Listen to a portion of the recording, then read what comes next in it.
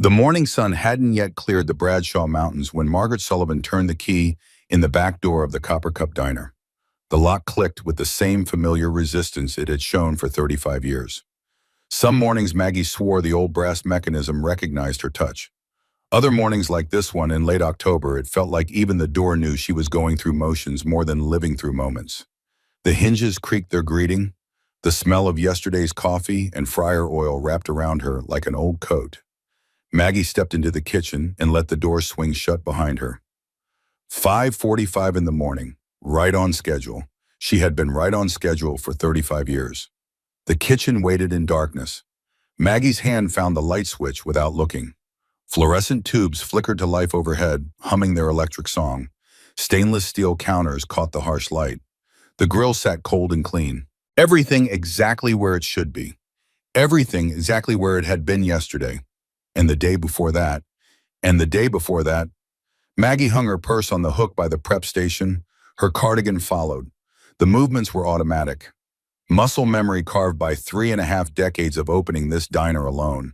Well, not always alone. Once there had been Patrick, and before the cancer took Patrick, there had been Tommy. She stopped at the counter where she kept the register.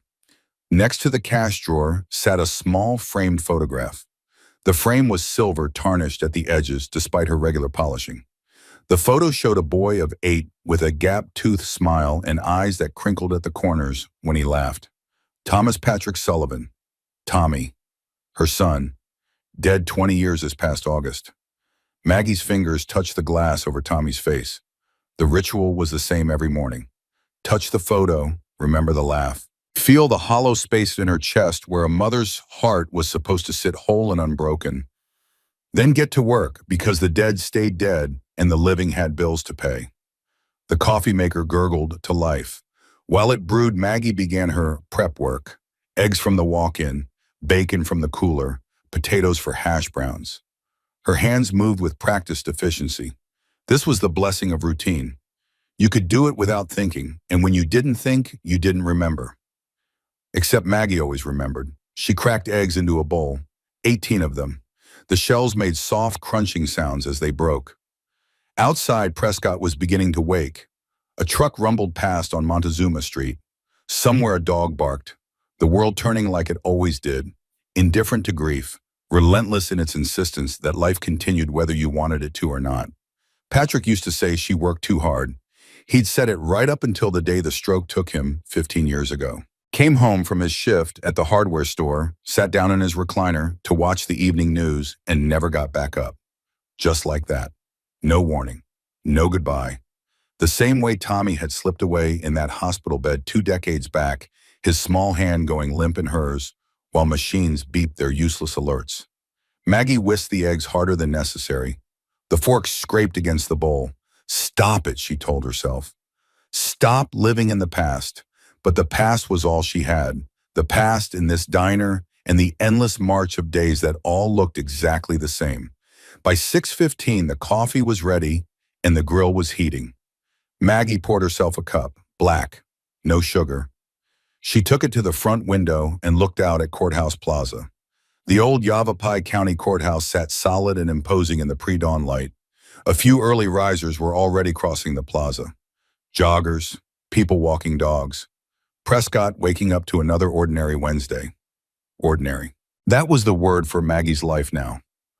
Ordinary and empty and so predictable, she could write the script for the next 20 years without pause. Open the diner, serve the breakfast crowd, clean up, serve lunch, clean up, close, go upstairs to her apartment, microwave something, watch television without seeing it, go to bed, wake up, do it all again. She finished her coffee. The trash needed to go out before the morning rush. Maggie grabbed the bag from the bin by the prep station and hauled it toward the back door. It wasn't heavy, just the usual debris from yesterday's service. Coffee grounds and napkins and food waste. The detritus of feeding a town that barely noticed the woman doing the feeding. The back door opened onto an alley that ran between Montezuma and Cortez streets. Most people never saw this alley. It was the hidden spine of downtown Prescott, where delivery trucks came and businesses kept their dumpsters, and the unglamorous work of keeping a town running happened out of sight. Maggie had been taking trash to this alley for 35 years. She knew every crack in the pavement, every stain on the brick walls, every sound that belonged and every sound that didn't. This morning there was a sound that didn't belong. Maggie froze with the trash bag in her hand, her ears strained against the ambient noise of the waking town. There, again, a small sound, soft, almost like a whimper, like an animal in pain. She set the trash bag down and walked toward the dumpster. The sound was coming from inside it. Maggie's heart began to pound. Please not a dog, she thought. Please not some poor creature trapped and suffering. She'd heard stories about raccoons and cats getting stuck in dumpsters. The thought of it made her stomach turn. The dumpster's lid was partially open. Maggie grabbed the edge and lifted it fully. The hinges squealed. Morning light spilled into the interior, and what Maggie saw made the world stop turning. Curled in the corner of the dumpster, nestled among black garbage bags and discarded cardboard boxes, was a child. A boy, small, maybe 8 years old, maybe younger. It was hard to tell because he was folded in on himself like a broken bird. His clothes were filthy, a thin jacket that looked 2 sizes too small, jeans with holes in the knees, and his feet. God, his feet were bare and dirty and covered in what looked like blisters. The boy's eyes opened. Blue eyes, impossibly blue. The kind of blue that reminded Maggie of summer skies and swimming pools and everything clean and innocent in the world. Eyes that should have been looking at teaser playgrounds or mothers' faces, not staring out from a pile of garbage with the flat affect of someone who had stopped expecting anything good. Those eyes met Maggie's. And in that instant, the 20 years collapsed. The grief she had carefully compartmentalized and buried under routine and stoicism came roaring back. Because those eyes, those blue eyes in that small face, they were Tommy's eyes. Maggie's hand flew to her mouth. A sound escaped her throat. Part gasp, part sob. She stood frozen, staring at this impossible thing. This child in her dumpster. This ghost made flesh. The boy didn't move. He just watched her with those blue eyes, waiting, the way prey waits for a predator to decide whether to strike or move on. There was no hope in his expression. No plea for help, just acceptance. As if being found in a dumpster by a stranger was exactly what he expected from life. Oh, God, Maggie's voice cracked. Oh, sweetheart. Oh, no. She reached toward him. The boy flinched, drew himself tighter into his corner. Maggie pulled her hand back. I'm not going to hurt you. Her voice came out too loud, too sharp. She tried again, softer. I'm not going to hurt you, honey, I promise. My name is Maggie. What's yours? The boy's lips pressed together. He didn't speak. Maggie looked around the alley as if expecting someone to appear and explain this, as if there was some rational reason for a child to be sleeping in her trash. The alley was empty, just brick walls and pavement and the distant sounds of Prescott waking up. How long had he been here? How many people had walked past this alley? How many had heard something and kept walking? The questions made Maggie's chest tight with something that felt like anger and shame mixed together. This was her town, her alley, and a child had been sleeping in her garbage while the world went about its business. Are you hungry? Maggie asked. The boy's eyes flickered. Something moved behind that flat expression. A crack in the armor. I bet you are. I bet you're very hungry. Maggie kept her voice low and gentle, the voice she used to use with Tommy when he was scared. I own the diner right here, the one behind me. I can make you breakfast. Anything you want. Pancakes. Do you like pancakes? The boy's throat moved as he swallowed. Still, he didn't speak. How about this? Maggie took a step back from the dumpster, put space between them, non-threatening. How about you climb out of there and come inside with me? Just for a little while. I'll make you some food and we can talk. If you don't like it, you can leave. No tricks, no traps, just breakfast and a warm place to sit. Okay. For a long moment, the boy didn't move. Maggie could see him thinking, calculating risks, weighing trust against hunger. It broke her heart that a child this young had to make such calculations. Then slowly, painfully, the boy began to uncurl. His movements were stiff, like someone who had been in one position too long, or someone whose body hurt. He pushed himself up to his knees, then his feet. Maggie could see him better now. He was thin, not just thin, malnourished. His cheeks were hollow, his wrists like sticks poking out from his jacket sleeves. The boy climbed out of the dumpster with the careful movements of someone navigating pain. When his bare feet hit the pavement, he winced. Maggie saw the blisters up close now, raw and infected. This child had walked far, walked until his feet bled. "Come on, sweetie." Maggie gestured toward the back door of the diner. "Let's get you inside." The boy took one step, then another. He moved like a feral cat, ready to bolt at any sudden movement. Maggie led him slowly through the back door and into the kitchen. The fluorescent light seemed harsh after the dim alley. The boy squinted against the brightness. Maggie pulled out a stool by the prep counter. "Sit down, take the weight off those feet." The boy climbed onto the stool. He sat with his back straight and his hands folded in his lap, perfectly still, waiting for whatever came next. Maggie wanted to cry. Instead, she went to work. First things first.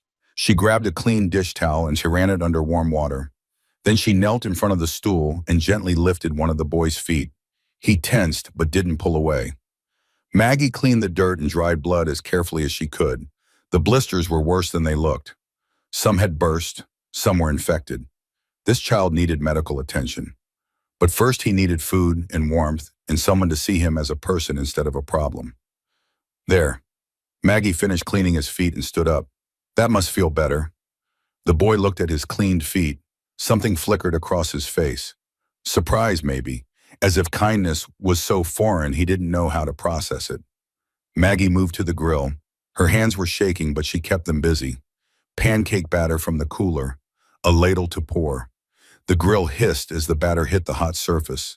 The smell of cooking filled the kitchen. Comfort food, the universal language of care.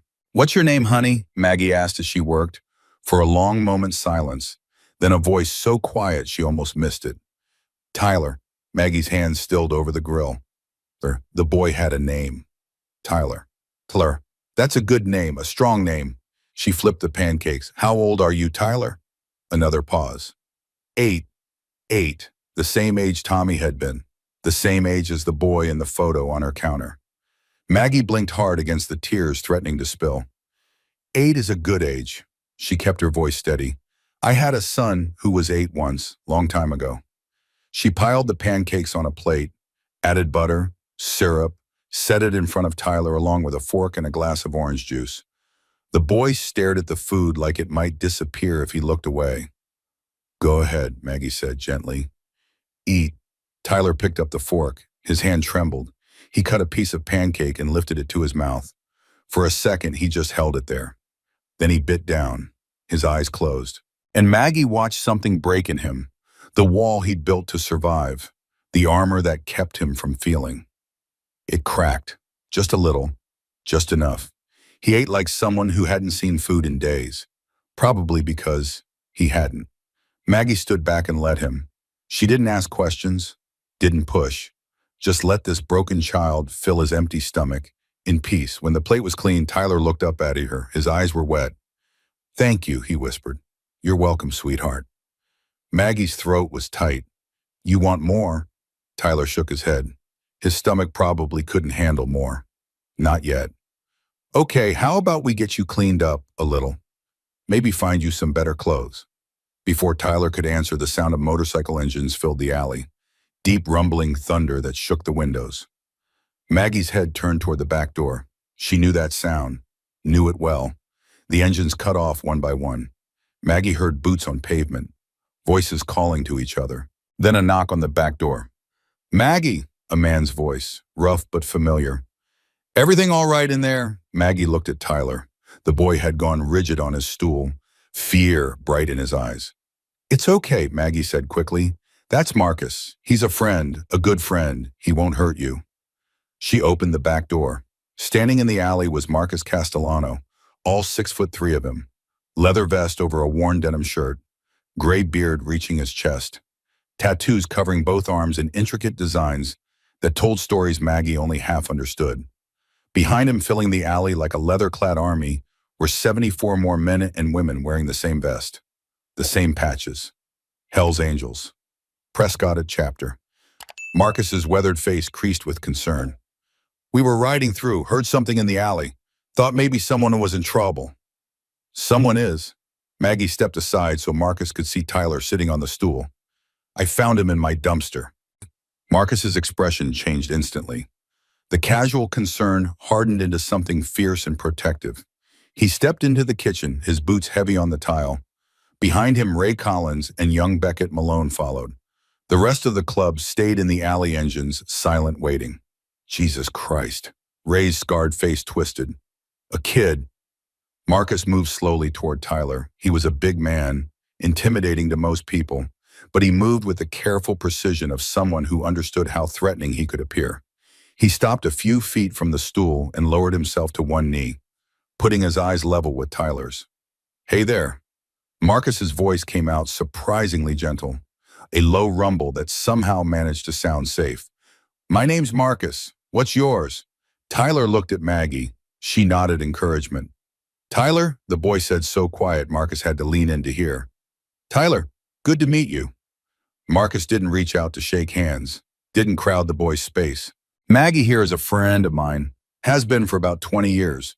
She's good people, best person I know actually. You're safe with her. You're safe with all of us. I promise you that. Tyler's eyes darted to the other bikers visible through the open door. 75 of them, all leather and denim and chrome, all watching. The boy's small frame seemed to shrink. I know we look scary, Marcus continued. People cross the street when they see us coming. But here's the thing, Tyler. We take care of our own, and Maggie's our own, which means anyone Maggie cares about, we care about. You understand? Tyler's blue eyes searched Marcus's face, looking for the lie, the threat, the catch. But Marcus just waited, patient, open, honest. Where are your parents, son? Marcus asked gently. Tyler's face closed off, his lips pressed into a thin line. Maggie stepped forward. Tyler, honey, we need to know. Where's your mama, your daddy? For a long moment, Tyler said nothing. Then his voice came out, broken and small. My mom died last month. The words hit the kitchen like physical things. Maggie felt them in her chest, felt them in the hollow place where Tommy used to live. And your father, Marcus asked, his voice even softer now. Never met him. Any other family grandparents, aunts or uncles? Tyler shook his head. Mom said it was just us two. Maggie's hand went to her mouth. This child, this boy with Tommy's eyes. He'd been alone for a month, alone and in walking and sleeping in garbage, while the world went about its business. Marcus stood up slowly. He turned to look at Maggie. Something passed between them. An understanding built on 2 decades of friendship. Marcus had been there when Tommy died, had been one of the pallbearers at the funeral, had checked on Maggie every week for a year after making sure she ate, making sure she kept going. He knew what she'd lost, and he could see in her face what she was thinking now. What happened after your mom died, Tyler? Maggie knelt beside the stool. Where have you been staying? Nowhere, everywhere. Tyler's voice was barely audible. The lady at our apartment said I had to leave, said she was going to call someone, so I left. You've been on the streets for a month, Ray's voice cracked with anger. Not at Tyler, at the world. I walked mostly, at night, hid during the day. People don't like kids alone. They ask questions, try to help, but help means they take you away. Tyler looked at Maggie with those devastating blue eyes. I don't want to go to a home where they don't want me. I heard my mom talk about those places. Kids get moved around. Nobody really cares. Maggie felt something break open in her chest, something that had been locked shut for 20 years. This child, this brave, broken child, had chosen sleeping in garbage over trusting the system meant to protect him. How far did you walk, Tyler? Marcus asked. From Phoenix. The room went silent. Phoenix to Prescott was over 100 miles. Through high desert, through October nights that dropped below freezing. This 8-year-old boy had walked 100 miles. Marcus turned to face the open door. The rest of the club stood in the alley, their faces visible through the doorway. 74 people who looked like society's nightmares, who wore their outsider status like armor, who'd been judged and dismissed their entire lives for how they looked instead of who they were. How many people walked past this alley in the last month? Marcus's voice carried through the kitchen and out to the club. How many heard something and kept walking? How many told themselves it wasn't their problem? Nobody answered. They all knew the truth.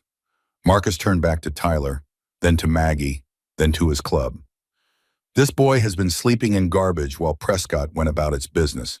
He's 8 years old, 8. And he chose a dumpster over the safety net this country supposedly provides for children. Ray stepped forward. His scarred face was set in grim lines. "What are you thinking, Marcus?" Marcus looked at Maggie, really looked at her. And Maggie knew what he was asking without words.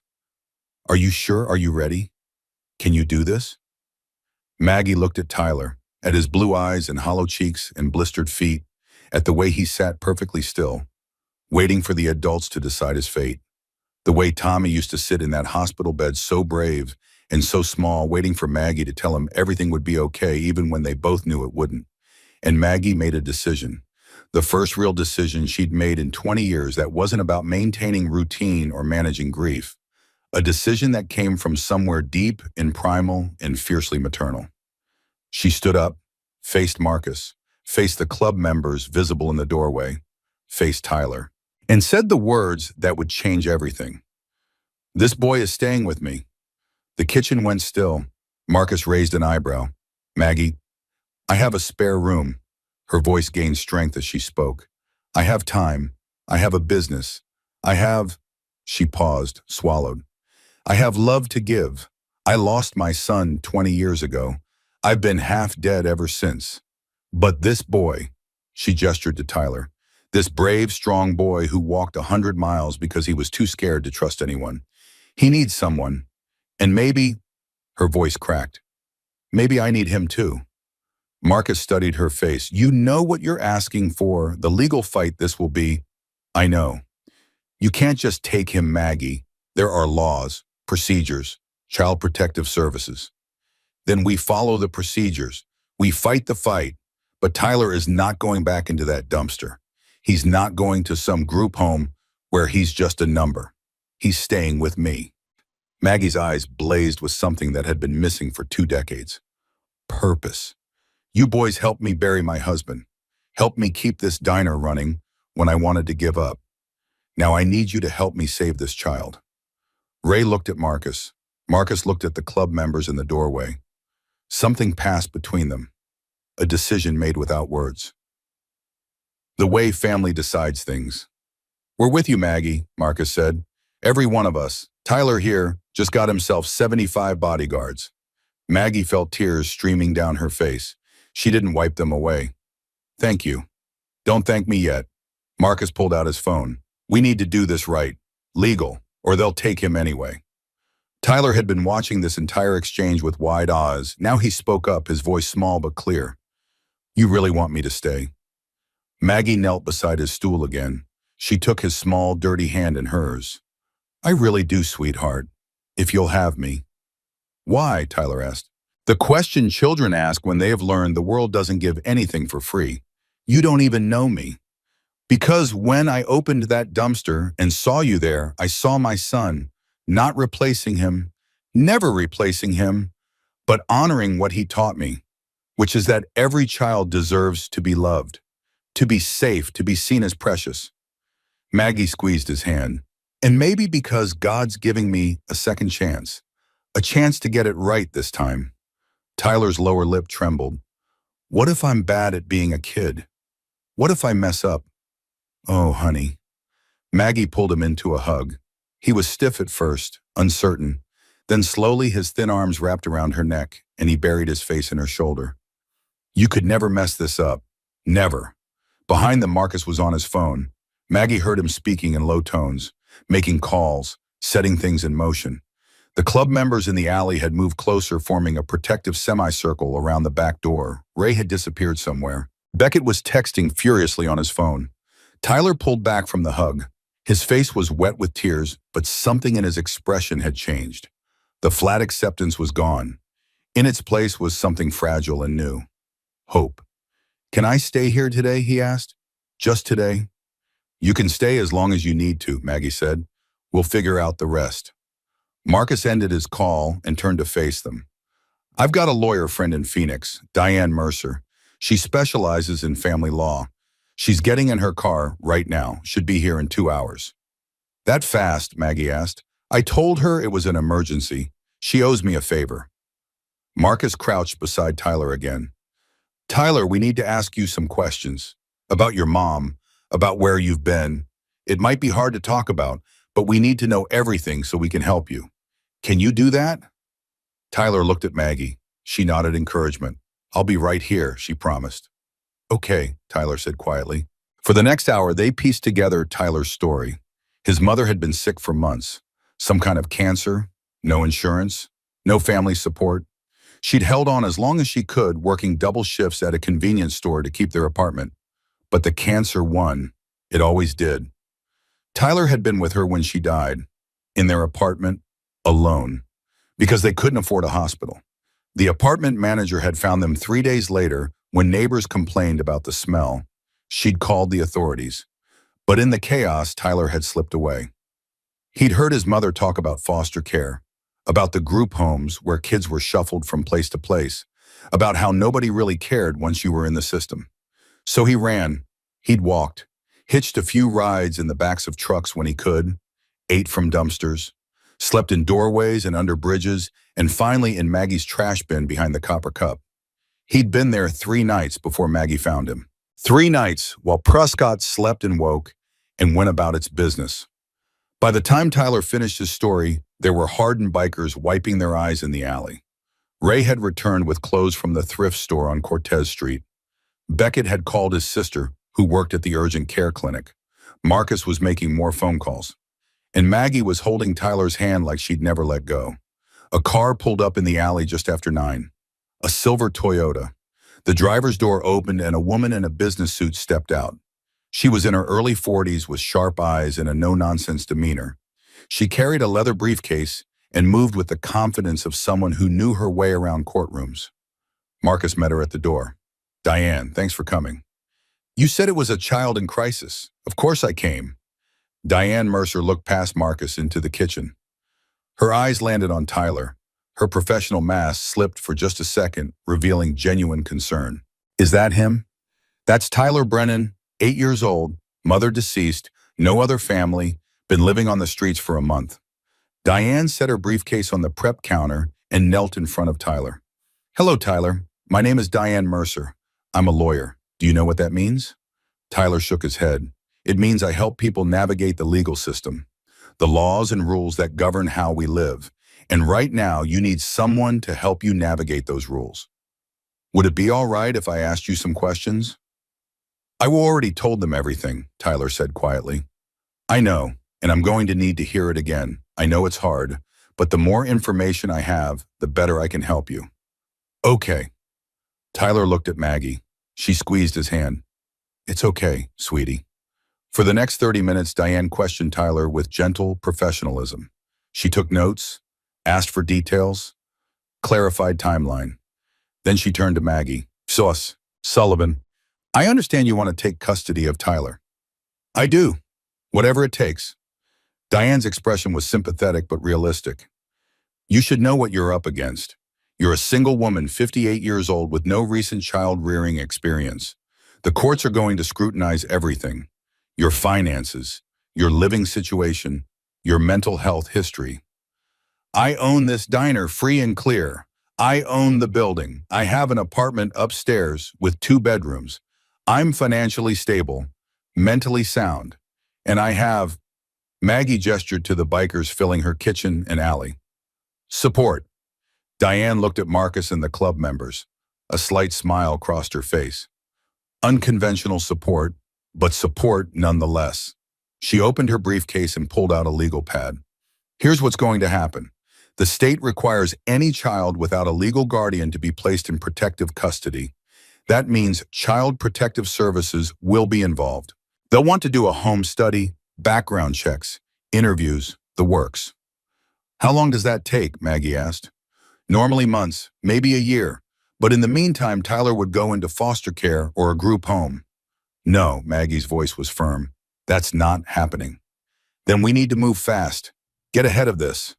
Diane was already writing. I can file for emergency temporary custody. Argue that Tyler has established a relationship with you and removing him would cause additional trauma.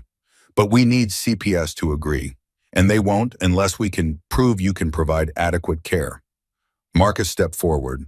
What does adequate care look like? Safe home, stable income, character references, medical care for Tyler, school enrollment plans, proof of support system. Diane looked up from her notes. Can you provide all that? Yes, Maggie said without hesitation. Ray pulled out his phone. I'll start calling people for character references. Maggie's been feeding this town for 35 years. Half of Prescott owes her something. Beckett was already texting. My sister can see Tyler today. Full medical exam. Marcus nodded. We'll handle the rest, whatever she needs. Diane closed her notebook. Then here's the plan. I file for emergency custody this morning. But before that happens, CPS needs to be notified. They'll send a caseworker to assess the situation. Everything depends on that assessment. As if on cue, the sound of a police siren echoed from Montezuma Street. It grew louder, closer, then cut off abruptly in the alley. Car doors opened and closed. Footsteps approached the back door. A knock, then a familiar voice. Maggie, it's Officer Dawson. Got a call about a situation here. Maggie's heart sank. Someone had called the police. Of course they had. 75 motorcycles parked in an alley would draw attention. Marcus opened the door.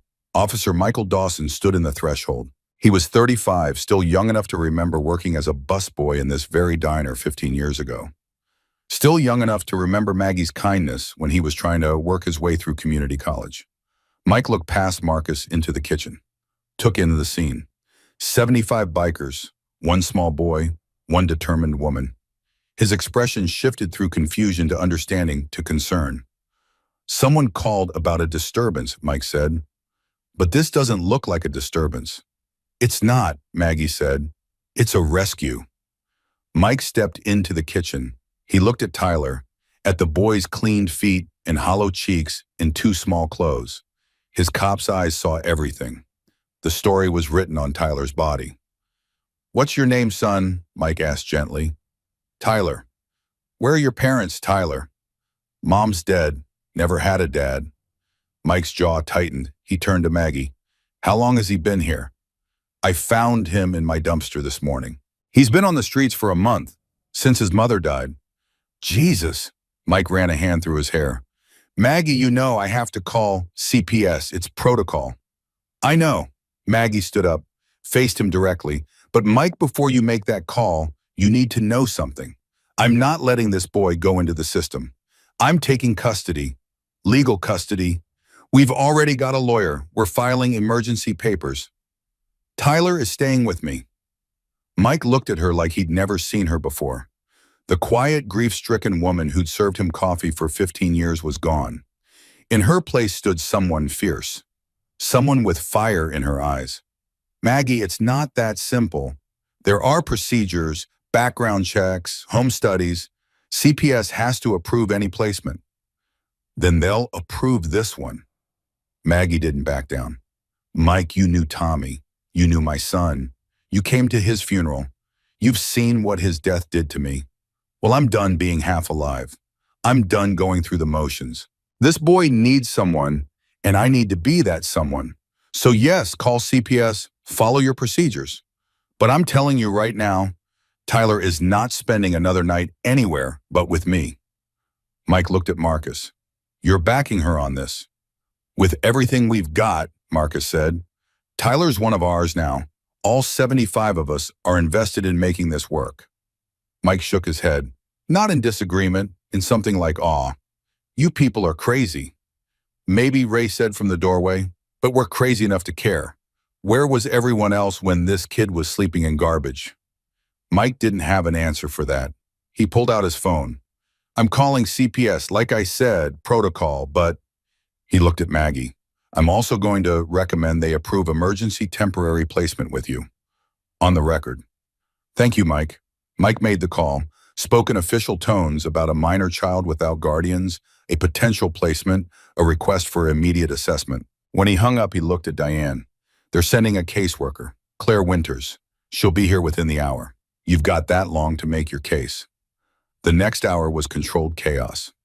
Ray came back with more clothes for Tyler and food from the grocery store. Beckett's sister arrived and examined Tyler in the back office, documenting his injuries and malnutrition. Diane prepped Maggie on what to say and what not to say. Marcus coordinated the club members, getting them to call in character references and line up community support. Tyler stayed close to Maggie through all of it. Every time she moved, his eyes tracked her, as if he was afraid she'd disappear if he looked away. Maggie understood. He'd lost everyone. Trust was the hardest thing in the world for him now.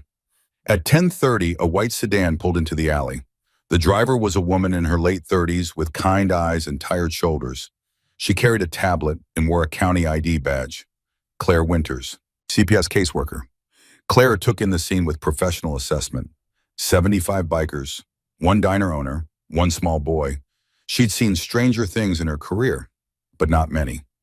I'm Claire Winters with Child Protective Services. She addressed the room at large. I understand there's a minor child here who needs placement. That would be Tyler. Diane stepped forward with her lawyer voice. And before we go any further, you should know I'm filing for emergency temporary custody on behalf of Margaret Sullivan. We have medical records documenting Tyler's condition, character witnesses ready to testify, and a comprehensive care plan. Claire's eyebrows rose. You work fast. When a child's welfare is at stake, yes. Claire looked at Tyler. Her professional demeanor softened.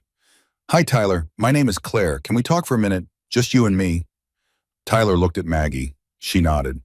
It's okay, sweetie. Tell her the truth. Claire and Tyler moved to a corner of the kitchen, spoke in low tones for several minutes. Maggie couldn't hear what they were saying, could only watch Tyler's body language, the way he kept glancing back at her, the way he nodded or shook his head at Claire's questions. When they finished, Claire returned to Maggie. Her expression was unreadable. Ms. Sullivan, Tyler tells me you found him this morning, fed him, cleaned his injuries, called in medical help and legal representation, all within 4 hours. That's impressive and concerning. Concerning how, Maggie asked, it's unusual for someone to become this invested this quickly in a child they just met. Claire's tone wasn't accusatory, just careful.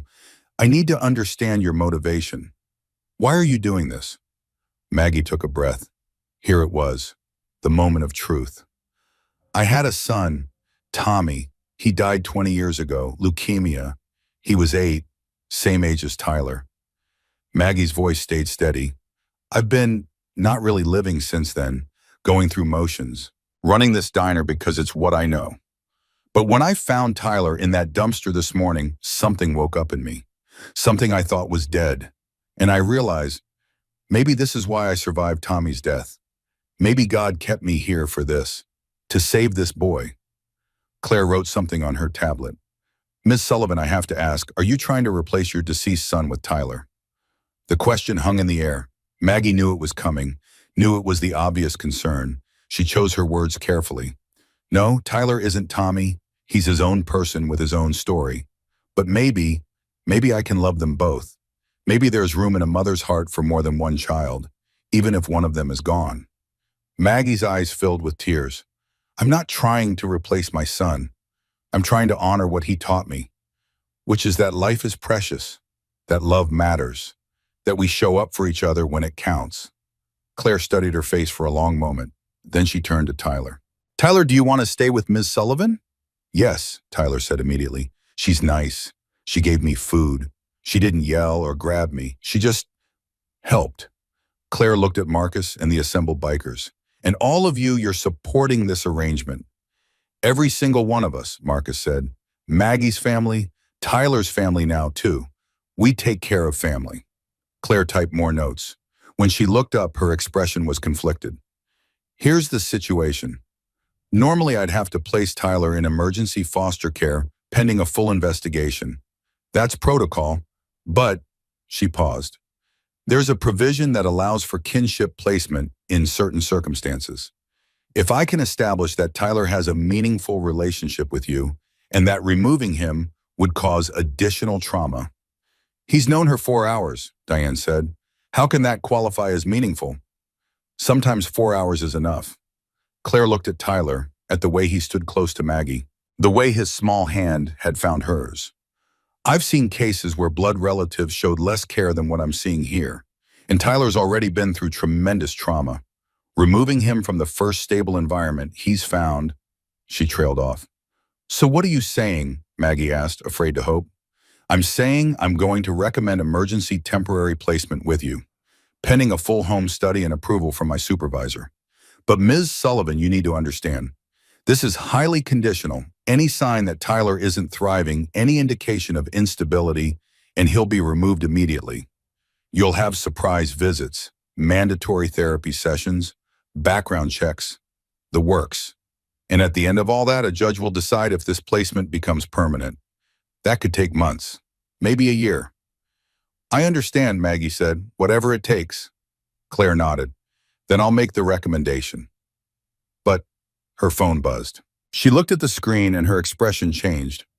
My supervisor wants to talk to me. Now, give me a minute. She stepped outside to take the call. Through the window, Maggie could see her pacing, gesturing, speaking urgently. The conversation went on for several minutes. Finally, Claire came back inside, and her face told Maggie everything. My supervisor is Victoria Aldrich. She's not supportive of this placement. She wants Tyler in official foster care immediately pending full investigation. Why? Diane demanded. She thinks this situation is too irregular, too emotionally driven. She's worried about Ms. Sullivan's mental state, the grief, the attachment to a child who looks like her deceased son. She sees red flags. Red flags, Maggie's voice rose. I gave him food and safety. What's the red flag in that? The speed of your emotional investment, the unconventional support system. Claire gestured to the bikers. No offense to anyone here, but a motorcycle club isn't typically considered an appropriate support network for raising a child. Marcus stepped forward.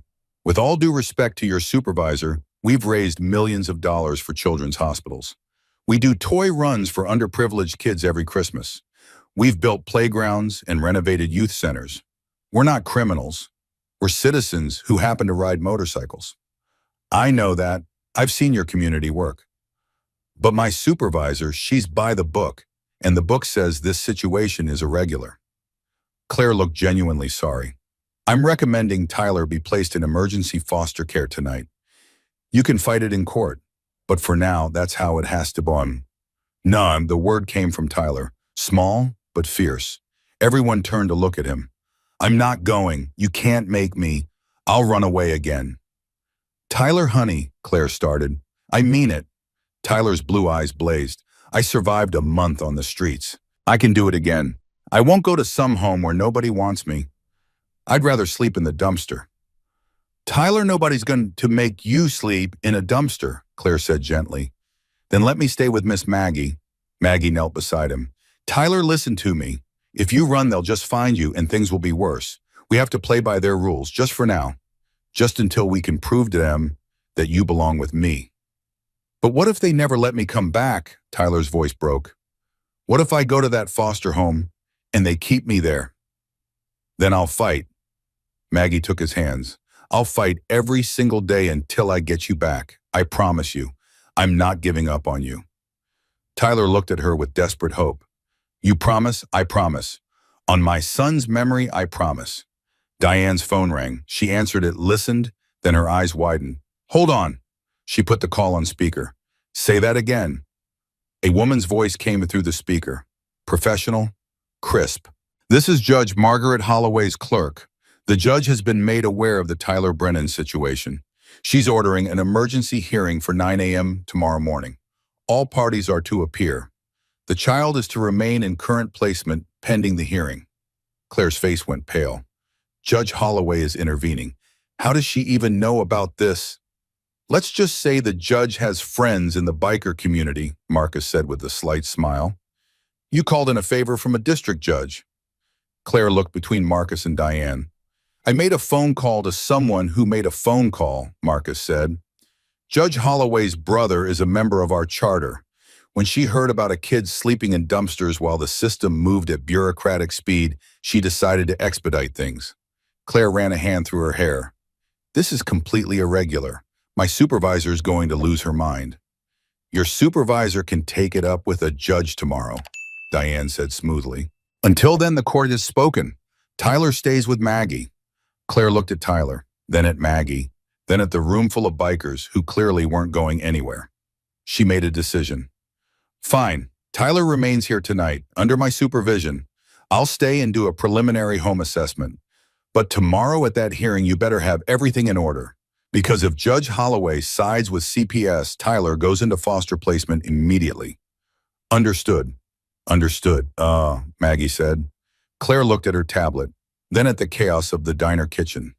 75 bikers, one determined woman, one scared child. The whole situation was irregular, unusual, unprecedented. But sometimes Claire thought the irregular was exactly what was needed. All right, she said. Show me this apartment where Tyler will supposedly be living. Maggie led Claire upstairs while Diane made more calls and Marcus coordinated the club. Tyler stayed close to Maggie, his small hand gripping hers. Ray and Beckett followed, carrying the clothes and supplies they'd gathered. The apartment above the diner was modest, clean, a living room with worn furniture, a kitchen barely big enough to turn around in, one bathroom, and 2 bedrooms. Claire inspected everything with professional thoroughness, checked the smoke detectors, the locks on the windows, the cleanliness of the bathroom. Then she opened the door to the 2nd bedroom and stopped. The room was frozen in time. A child's room.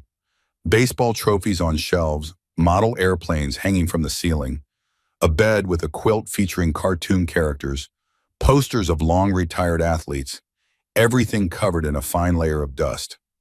This was Tommy's room, Maggie said quietly. I haven't changed anything since he died. Claire turned to look at her. In 20 years, I couldn't. It felt like erasing him. And you're willing to change it now for Tyler. Maggie looked at the room, at the shrine to her grief, at the physical manifestation of her inability to move forward. Then she looked at Tyler standing in the doorway with those blue eyes so like Tommy's and yet entirely his own. Yes, Maggie said. Tommy would want someone to use his room. He was generous like that, always sharing his toys, his space, his love. She walked to the shelf and picked up a baseball glove, leather cracked with age. He'd want Tyler to have this, to have all of it. Tyler stepped into the room hesitantly. This was your son's room. Yes, and now if you want it, it's yours. Tyler looked at the trophies, the model planes, the bed. I don't want to take his things. You're not taking them, sweetheart. I'm giving them to you. There's a difference. Ray and Beckett were already moving, taking down dusty posters, opening windows to let fresh air in. Claire watched them work, watched Maggie hand Tyler the baseball glove, watched the boy hold it carefully, reverently, like the precious gift it was. You have until tomorrow morning to make this room appropriate for an 8-year-old boy, Claire said. New bedding, age-appropriate decorations. I'll need to see school enrollment plans, medical care arrangements, a daily schedule. You'll have everything, Maggie promised. Claire made notes on her tablet, took photos, asked questions about Maggie's work schedule, her finances, her support system. Through it all, Tyler stayed close, watching everything with those careful eyes. When the assessment was done, Claire stood in the living room and looked at Maggie. Off the record, I want this to work. I do. Tyler clearly feels safe with you. And God knows the foster system is overburdened. But my supervisor is going to fight this. She sees you as an unstable, grief-stricken woman using a vulnerable child to fill a hole in your life. You're going to have to prove her wrong. I will, Maggie said, whatever it takes. Claire left with promises to return in the morning before the hearing. As soon as she was gone, the club went into action. Ray and Beckett painted Tyler's room, a soft blue, sky blue, hope blue. Marcus made calls pulling together character references from business owners and community members. Diane prepped legal documents, and Maggie took Tyler shopping for new clothes, new sheets, new things that were his and his alone. By the time the sun set over the Bradshaw Mountains, Tyler had a room. Not Tommy's room, Tyler's room, with new blue sheets and posters Tyler had picked out himself, with clothes that fit in the dresser, with that baseball glove on the nightstand, a bridge between past and present. Maggie made dinner, real dinner, not diner food but home cooking, spaghetti and meatballs because Tyler said it was his favorite. They ate at the small kitchen table, just the two of them, while downstairs the club cleaned the diner and made plans. After dinner, Maggie ran Tyler a bath. His first real bath in who knows how long. She gave him privacy but stood outside the door in case he needed her. When he emerged in clean pajamas with his wet hair combed back, Maggie's breath caught. He looked so young, so small, so impossibly precious. "Ready for bed?" she asked. Tyler nodded. They walked to his new room. Maggie pulled back the covers and Tyler climbed in. She tucked the blankets around him the way she used to tuck Tommy in. The muscle memory was still there after 20 years. "Miss Maggie." Tyler's voice was quiet in the darkened room. "Yes, sweetheart." "What happens tomorrow at the court thing?" Maggie sat on the edge of the bed. "Tomorrow we go in front of a judge. She'll listen to everyone. To the social worker, to the lawyer, to me, and then she'll decide if you can stay here while we work out all the legal stuff. What if she says no? Then we appeal, we fight, we do whatever we have to do. But Tyler, I want you to know something." Maggie took his hand. "Even if they make you go somewhere else for a little while, I'm not giving up. Do you understand? This isn't temporary for me. This isn't charity. You're not a project. You're—" She paused, choosing her words carefully. "You're a gift, a second chance, and I don't waste second chances." Tyler's eyes filled with tears. "Nobody ever wanted me to stay before." "Well, I do. I very much do. Even though I'm not Tommy." The question pierced Maggie's heart. "You're not Tommy, and I'm not trying to make you into Tommy. You're Tyler. You're your own person with your own story. But maybe my heart is big enough for both of you. Maybe I can love the son I lost and the son I found, both at the same time." "Is that what I am?" Tyler whispered in. "The son you found." Maggie felt tears streaming down her face. "If you want to be." Tyler was quiet for a moment. Then he said in a voice so small and hopeful it broke Maggie's heart, "I want to be." Maggie leaned down and kissed his forehead. "Then that's what you are. Now get some sleep. Tomorrow's a big day." She stood to leave, but Tyler's hand caught hers. "Can you stay? Just until I fall asleep?" "Of course." Maggie sat in the chair beside the bed, the same chair she used to sit in when Tommy was sick, when she'd watch him sleep and pray for miracles that never came. But tonight felt different. Tonight she wasn't watching death approach. She was watching life begin again. Tyler's breathing evened out. His small hand relaxed in hers. And Maggie sat in the dark, keeping vigil over this child who'd walked 100 miles to survive. This boy who'd chosen her, this second chance she never thought she'd get. Downstairs, she could hear the low murmur of voices. The club still there, still watching, still ready to fight for her and Tyler. It had been so long since Maggie felt like she belonged to something bigger than grief. So long since she felt purpose beyond survival. Tomorrow they'd face a judge, face a system that didn't move fast or take chances, face people who would question her motives and her ability and her mental state. But tonight in this room with this sleeping child, Maggie felt something she hadn't felt in 20 years. She felt like a mother again, and she'd be damned if anyone took that away from her. Morning came too fast and not fast enough. Maggie woke at 4, her body refusing to pretend it could sleep when everything depended on the next few hours. She lay in the darkness of her bedroom, listening to the silence of the apartment. No, not complete silence. From the room next door came the soft sound of Tyler's breathing. Steady, safe, here, for now. Maggie rose and dressed in the dark. Not her usual diner uniform of jeans and an apron. Today she wore the black dress she kept for funerals. The one she'd worn to Patrick's service 15 years ago. To Tommy's service before that. Today she was burying her old life, the half-life she'd been living. Today she was fighting for a new one. She checked on Tyler before heading downstairs. He was still asleep, curled on his side with one hand tucked under his cheek. The baseball glove sat on the nightstand where he'd placed it before bed. Tommy's glove. Tyler's now, a bridge between grief and hope. The diner kitchen was already lit when Maggie descended the stairs. Marcus sat at the prep counter with a cup of coffee and a laptop. He looked up when she entered. Couldn't sleep either. His voice was rough with exhaustion. Too much at stake. Maggie poured herself coffee. What are you doing? compiling everything for Diane, character references, financial records, background checks. We've got 83 letters of support already. Everyone from the mayor to the pastor at First Methodist to the guy who delivers your meat. 83 people. Maggie felt something catch in her throat. I had no idea. You've been feeding this town for 35 years, Maggie. People remember kindness, especially the quiet kind that doesn't ask for anything back. Marcus closed the laptop. How's Tyler? Still sleeping. First real sleep he's had in probably a month. She sat down across from him. Marcus, what if this doesn't work? What if the judge says no? Then we appeal. Fight harder. But Maggie, you need to prepare yourself. Even if today goes well, this is just the beginning. The scrutiny you're going to face. The questions, the doubt. People are going to say things, ugly things, about you, about your grief, about whether you're stable enough for this. I know. Maggie wrapped her hands around her coffee cup. But I also know that for the first time in 20 years, I woke up with a reason to get out of bed. A reason beyond habit and obligation. Tyler needs me, and God help me, I need him too. Marcus reached across the counter and squeezed her hand.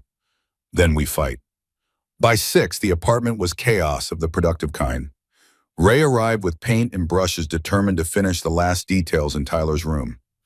Beckett brought breakfast burritos and orange juice. Diane showed up with a briefcase full of documents and a game plan.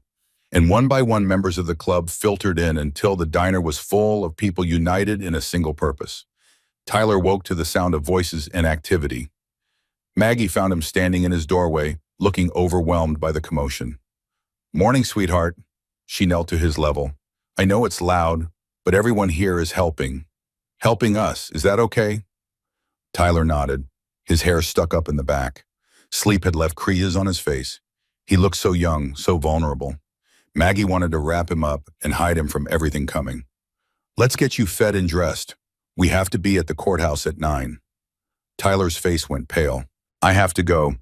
Yes, honey, the judge will want to talk to you, but I'll be right there, and Diane and Marcus. You're not alone in this. They ate breakfast there in a quiet corner while the club worked around them. Tyler picked at his food.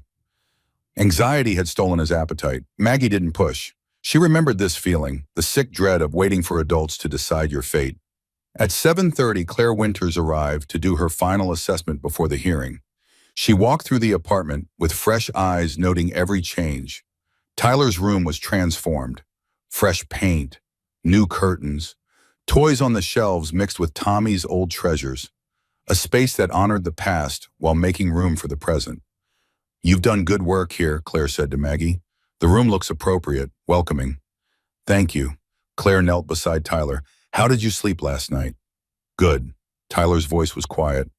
Miss Maggie stayed until I fell asleep. And do you still want to stay here with Miss Maggie? Yes. Even if it means following rules, going to school, all the things that come with living in a home. Tyler looked at Maggie, then back at Claire. I want to stay. Claire made notes. When she finished, she pulled Maggie aside. I'm going to recommend emergency temporary custody, but you need to know that my supervisor, Victoria Aldrich, will be at the hearing, and she's already made her position clear. She thinks this situation is psychologically unhealthy, that you're using Tyler to replace your dead son. I'm not, Maggie said firmly. I believe you. But Victoria's concerns aren't baseless. You have to understand how this looks. A grief-stricken widow. A child who could be your deceased son's twin. The attachment forming at lightning speed. These are all red flags in our field. What do you suggest I do? Be honest. Don't minimize your grief, but don't make this about Tommy. Make it about Tyler. About what he needs. About what you can provide. Claire checked her watch. I have to file my report. I'll see you at the courthouse. After Claire left, Diane gathered everyone in the diner. 75 bikers. One widow, one scared child, one lawyer who looked far more confident than Maggie felt. Here's how this works, Diane addressed the group. Judge Holloway will hear from CPS, from me, and from anyone else she deems relevant. This isn't a trial, it's an emergency hearing to determine temporary placement pending a full investigation. Our goal is simple. Prove that Tyler is safe with Maggie and that removing him would cause more harm than good. What's our biggest obstacle? Marcus asked. Victoria Aldrich. She's built a career on protecting children from unstable placements. In her view, Maggie's grief makes her unstable. The speed of this attachment makes it suspect, and the involvement of a motorcycle club makes it inappropriate. Ray spoke up from the back. So we're a liability. In Victoria's eyes, yes. But we're going to flip that narrative. You're not a motorcycle club. You're a community support network. You're proof that Maggie isn't alone, that she has resources and backup and people who will step up when needed. Diane looked at each of them. But you have to look the part, so lose the colors for today. Business casual if you have it. We need the judge to see citizens, not stereotypes. Maggie watched as the club members nodded and dispersed to change clothes. These men and women who wore their patches with pride were willing to set them aside for her, for Tyler. The weight of that sacrifice settled in her chest. By 8:15, they were ready. Tyler wore new jeans and a button-up shirt Beckett had bought. His hair was combed, his face scrubbed clean. He looked like any other 8-year-old boy heading to church or a family gathering, not a child who'd spent a month on the streets eating from dumpsters. Maggie straightened his collar. You doing okay? I'm scared. Me too, sweetheart. But we're scared together. And that makes it a little less scary, doesn't it? Tyler nodded. He slipped his small hand into hers, and together they walked out to face whatever came next. The Yavapai County Courthouse sat on the plaza like it had for over a century, stone and history and the weight of 1,000 decisions that changed lives. Maggie had walked past this building almost every day for 35 years, had barely given it a thought. Now it loomed like a judgment waiting to fall. The courtroom was already filling when they arrived.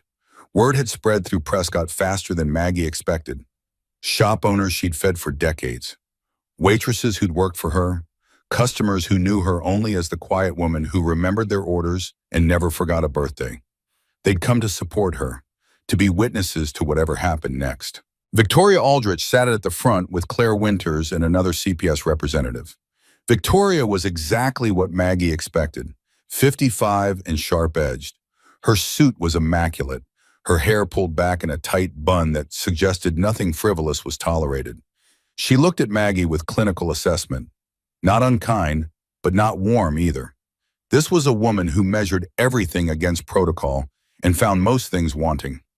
Diane guided Maggie and Tyler to seats at the front. Marcus and Ray sat directly behind them. The rest of the club filled the gallery, all in civilian clothes, all silent and respectful, all radiating the same quiet determination. At 9 o'clock sharp, the bailiff called for everyone to rise. Judge Margaret Holloway entered from her chambers. She was in her early 60s with steel gray hair and eyes that had seen everything twice. She settled into her chair and surveyed the packed courtroom. This is an emergency hearing regarding the temporary placement of Tyler James Brennan, age 8, currently without legal guardians. Her voice carried authority earned over decades on the bench. I've reviewed the preliminary reports from Child Protective Service. I understand there's some disagreement about the appropriate placement. Victoria Aldrich stood. Your Honor, if I may address the court. Proceed, Ms. Aldrich. Victoria moved to the podium with the confidence of someone who'd argued hundreds of cases. Your Honor, while we appreciate Mrs. Sullivan's compassion in this situation, we have serious concerns about this proposed placement. Ms. Sullivan is a 58-year-old widow who lost her only child 20 years ago. She's had no child-rearing experience since then. She operates a business that requires her attention 6 days a week. And most concerning, Tyler bears a striking resemblance to her deceased son. We believe Ms. Sullivan's emotional attachment is based on grief rather than what's genuinely best for this child. Maggie felt each word like a physical blow. Victoria wasn't wrong about the facts, but she was wrong about what they meant. Furthermore, Victoria continued, Ms. Sullivan's primary support system consists of members of a motorcycle club. While I'm sure these individuals mean well, they do not constitute an appropriate environment for raising a vulnerable child who's experienced significant trauma. Judge Holloway made notes. Ms. Mercer, I assume you have a response. Diane stood. Your Honor, Ms. Aldrich is correct that Ms. Sullivan has experienced loss. What she fails to acknowledge is that this experience makes Ms. Sullivan uniquely qualified to help a child who's also experienced devastating loss. Tyler's mother died a month ago. He's been living on the streets afraid of a system that's supposed to protect him, in Misfo. Sullivan, he's found the first adult who saw him as a person rather than a problem. The speed of the attachment is precisely the concern, Victoria interjected. The speed of the attachment is evidence of desperate need meeting compassionate response, Diane countered. Your Honor, I have 83 letters of character reference for Ms. Sullivan. Business owners, clergy, community leaders, all attesting to her stability, her generosity, and her fitness as a guardian. I also have medical records showing that Tyler received more comprehensive care in 24 hours with Ms. Sullivan than he received in a month on the streets. Judge Holloway held up a hand. I'll review the letters. But first I want to hear from the caseworker who conducted the home assessment, Ms. Winters. Claire stood and approached the witness stand. She was sworn in and took her seat. Ms. Winters, you conducted the preliminary home assessment. What did you find? Claire opened her folder. I found a 2-bedroom apartment above Ms. Sullivan's business. Clean, safe, appropriate. 1 bedroom has been converted for Tyler's use. It previously belonged to Ms. Sullivan's deceased son, but has been updated with age-appropriate furnishings and belongings. And your assessment of Ms. Sullivan's fitness as a guardian. Claire took a breath. Your Honor, my professional opinion is that Ms. Sullivan is capable of providing appropriate care. She demonstrated quick thinking in securing medical attention and legal representation for Tyler. She has stable finances and a support network. My concerns minimal as they are centered around the emotional aspects Ms. Aldrich mentioned. The similarity between Tyler and Ms. Sullivan's deceased son, the rapid attachment. But you still recommend temporary placement with her. I do, with conditions, regular check-ins, mandatory counseling for both Ms. Sullivan and Tyler, ongoing monitoring. But yes, I believe Tyler is safer and better served staying with Ms. Sullivan than entering the foster system at this time. Victoria stood again. Your Honor, I must object. Ms. Winters is allowing emotion to cloud her professional judgment. My judgment is based on what I observed, Claire said firmly. A child who feels safe for the first time in a month. An adult willing to completely restructure her life to provide care. And a community rallying to support them both. Judge Holloway studied both women. Ms. Winters, you're aware that your supervisor disagrees with your recommendation. I am, Your Honor. And you're willing to stand by it anyway. I am. The judge made more notes. Then she looked up. I'd like to speak with Tyler. Maggie's heart stopped. Tyler's hand tightened in hers. It's okay, Maggie whispered. Just tell the truth. Tyler stood and walked to the witness stand. He looked impossibly small in the large chair. The bailiff brought over a phone book for him to sit on so he could see over the bench. The absurdity of it would have been funny in any other context, but here it was just heartbreaking. A child so small needing a phone book to be seen. Judge Holloway's expression softened when Tyler was settled. Hello, Tyler. My name is Judge Holloway. Do you know why you're here today? To see if I can stay with Miss Maggie. Tyler's voice was quiet but steady. That's right, and I need to ask you some questions so I can make the best decision. Okay. Tyler nodded. Tyler, how long have you known Ms. Sullivan? Since yesterday morning. She found me in the dumpster. And in that time, has she treated you well?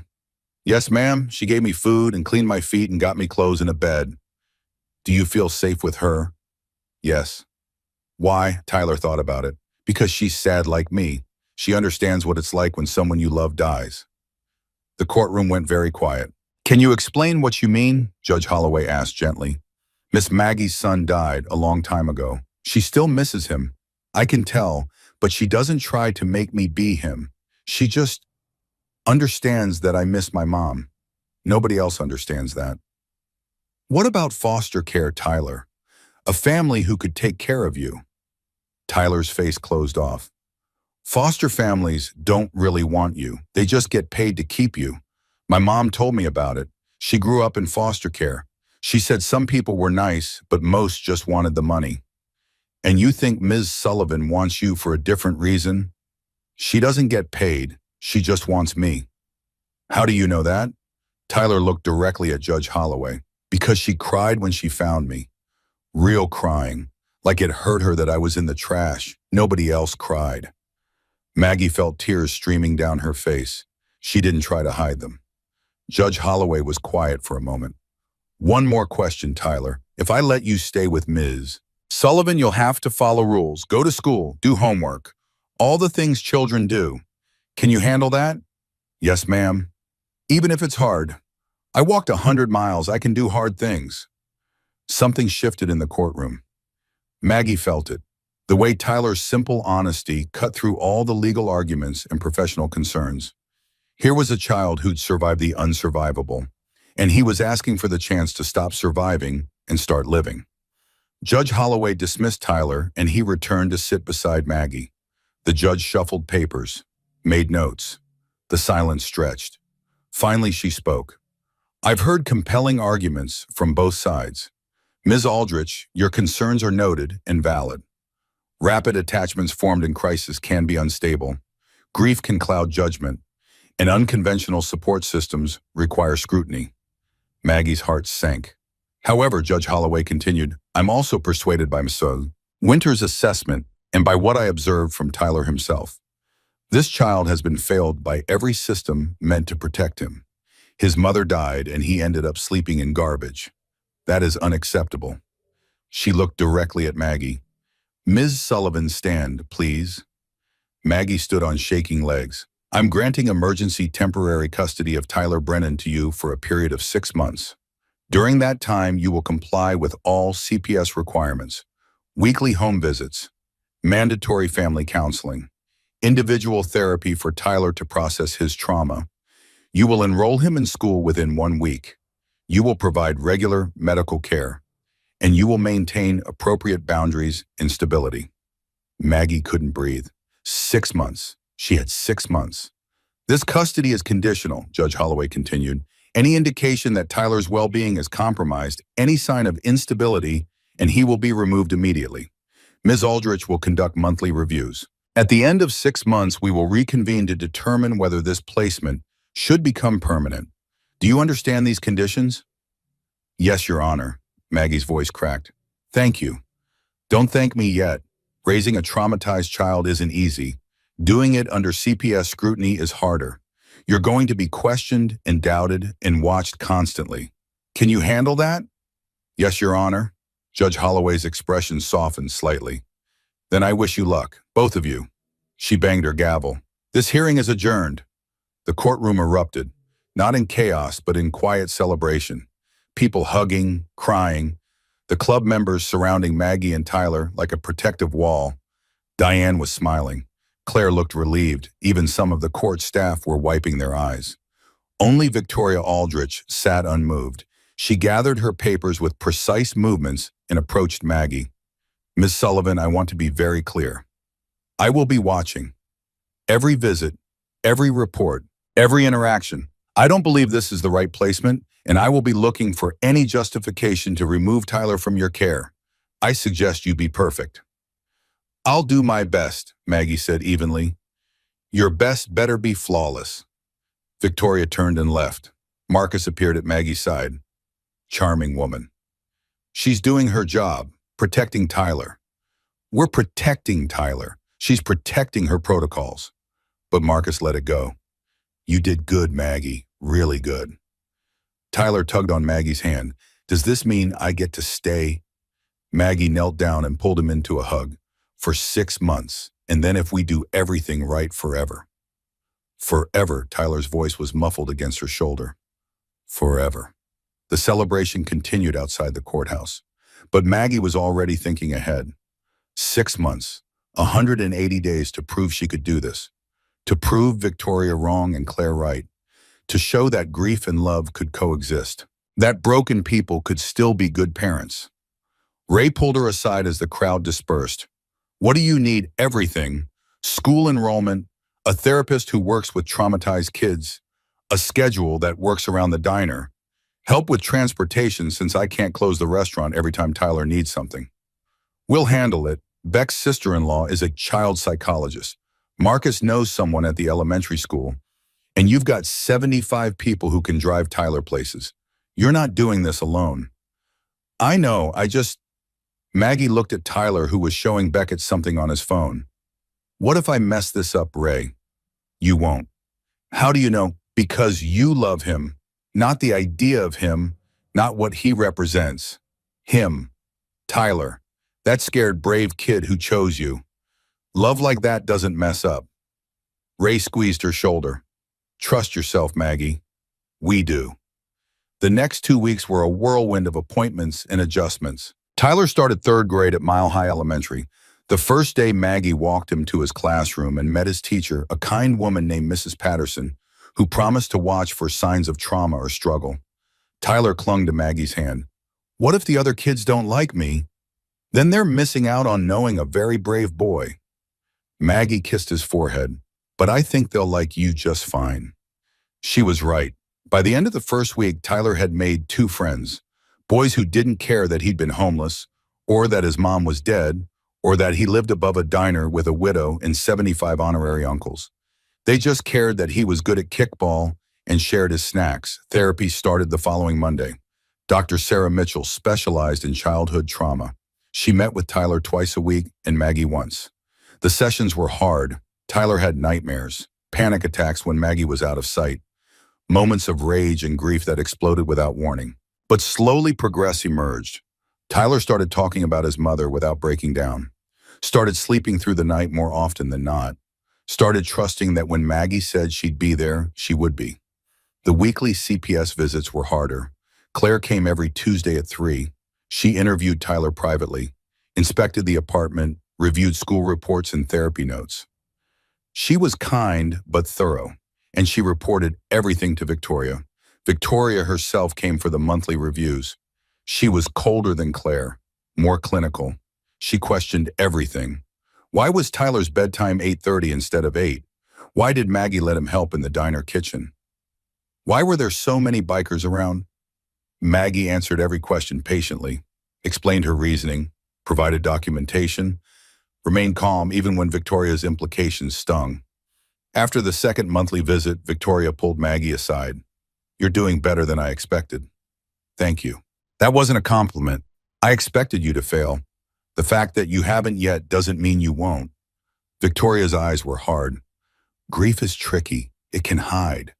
Wait, come back when you think you are past it, and when it does, you might take Tyler down with you. That won't happen. You can't promise that. Maybe not, but I can promise to get help if I need it, to prioritize Tyler's needs over my own feelings, to be the mother he deserves. We'll see. Victoria left without another word. November became December. Thanksgiving came, and Maggie closed the diner for the first time in 20 years. The club organized a massive dinner at their clubhouse, 75 bikers and their families. Tyler sat between Maggie and Marcus, eating turkey and laughing at Ray's terrible jokes, looking like he'd always belonged there.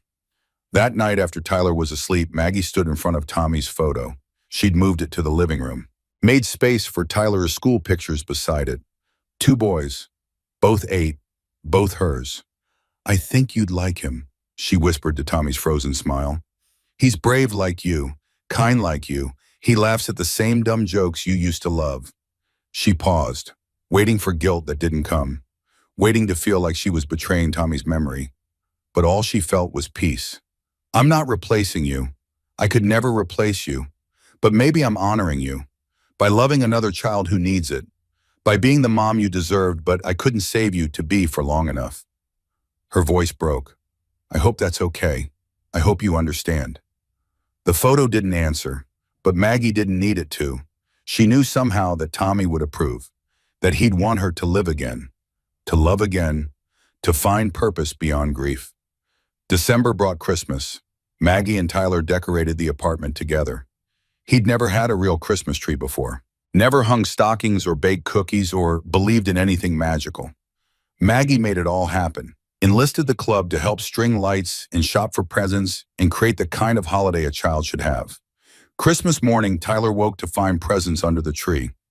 Not expensive things, but thoughtful things. Books and puzzles and a new baseball glove to replace the old one that was falling apart. And one gift from Maggie that made him cry. A photo album, empty pages waiting to be filled. For our memories, Maggie explained. Starting now. Our family, our story. Tyler threw his arms around her neck. Best Christmas ever. It was Maggie's best Christmas in 20 years. But January brought complications. A newspaper article appeared in the Prescott Courier. Local widow's unusual custody arrangement raises questions. The article quoted anonymous sources calling the situation concerning, suggesting Maggie was unstable, that the club's involvement was inappropriate, that Tyler was being used to fill a void. The article went viral in the small-town way things do.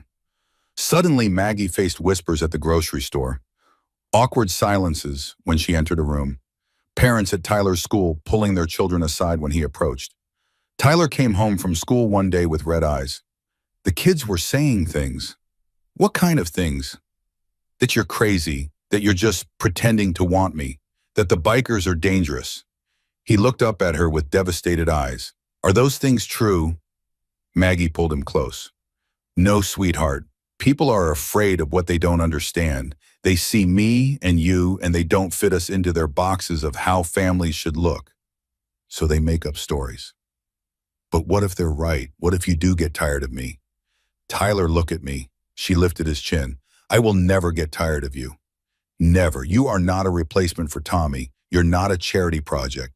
You're my son. And that's forever.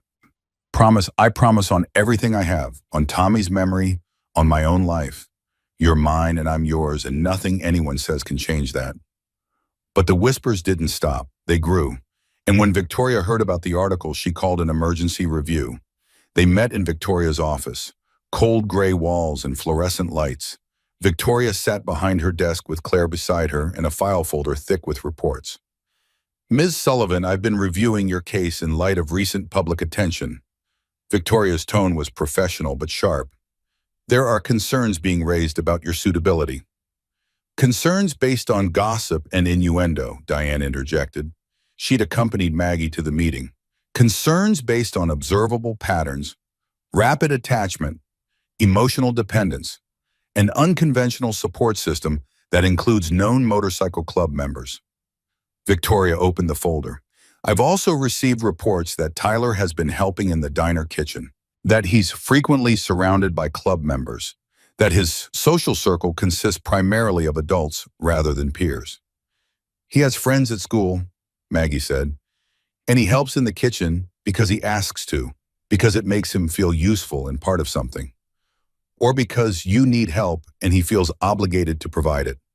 That's not fair, Claire spoke up. I've observed their interactions. Tyler helps because he wants to, because it gives him structure and purpose. There's no coercion. Your observations are noted, Victoria said curtly, but the fact remains that this placement is being questioned by the community, by professionals, and frankly, by me. Maggie felt cold dread settling in her stomach. What are you saying? I'm saying that at the 6-month review, I'm going to recommend Tyler be placed into traditional foster care. This arrangement, while well-intentioned, is not in his best long-term interest. You can't do that, Maggie's voice rose. He's thriving. His grades are good. He's happy. He's healing. He's dependent on you in an unhealthy way, and you're dependent on him. Mutual dependence isn't family, it's codependence. That's not what this is. Isn't it you lost your son and found a replacement? Tyler lost his mother and found a substitute. You're both using each other to avoid dealing with real grief. The words hit like physical blows. Maggie stood abruptly. I am dealing with grief every single day, and so is Tyler. Together, supporting each other. That's what families do. Traditional families, yes, but this isn't traditional. It's trauma bonding, and trauma bonds don't last. Diane stood too. Ms. Aldrich, unless you have concrete evidence of harm or neglect, you can't remove Tyler from a placement where he's demonstrably improving. I have evidence of questionable judgment, questionable support systems, and questionable psychological health. Victoria closed the folder.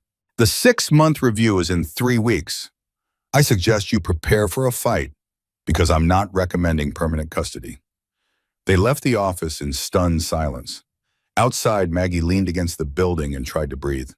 6 months of work, of progress, of love, and Victoria was going to tear it apart anyway. We'll fight this, Diane said. We'll bring in expert witnesses, show Tyler's improvement, demonstrate community support. It won't matter. Maggie's voice was hollow. She's made up her mind. She thinks I'm crazy. Then we prove her wrong. But Maggie wasn't sure they could, because maybe Victoria wasn't entirely wrong. Maybe she was using Tyler, not consciously, not maliciously, but using him nonetheless, to feel like a mother again, to have purpose, to fill the void Tommy left. She went home and found Tyler doing homework at the kitchen table. He looked up with a smile that faded when he saw her face. What's wrong? Maggie sat down across from him. She wouldn't lie, wouldn't hide the truth even when it was hard. The lady from CPS, Ms. Aldrich, she doesn't think you should stay here. Tyler's face went white. Why not? She thinks I'm not the right person to take care of you, that this situation isn't healthy. But I'm happy here. I'm doing good in school. I have friends. Panic crept into Tyler's voice. Tell her I'm happy. I did, but she doesn't think happiness is enough. She thinks we're both just sad people making each other feel better instead of really healing. Is that true? Tyler's blue eyes searched her face. Are you just keeping me because I make you feel better? The question hung in the air. Maggie thought about it, really thought. Was she using Tyler? Or was this real? Was this love? Or was it grief masquerading as love? She looked at this boy across from her, at the way his hair stuck up in the back because he'd been chewing on his pencil while thinking hard about math problems, at the smudge of eraser shavings on his cheek, at the way he wore Tommy's old Cardinal sweatshirt even though it was a little big. And she knew. This wasn't about Tommy, it was about Tyler, this specific, particular, irreplaceable child who'd walked into her life and reminded her that hearts could break and still keep beating, that loss and love could coexist. That family wasn't about blood or replacement. It was about choice and commitment and showing up every day.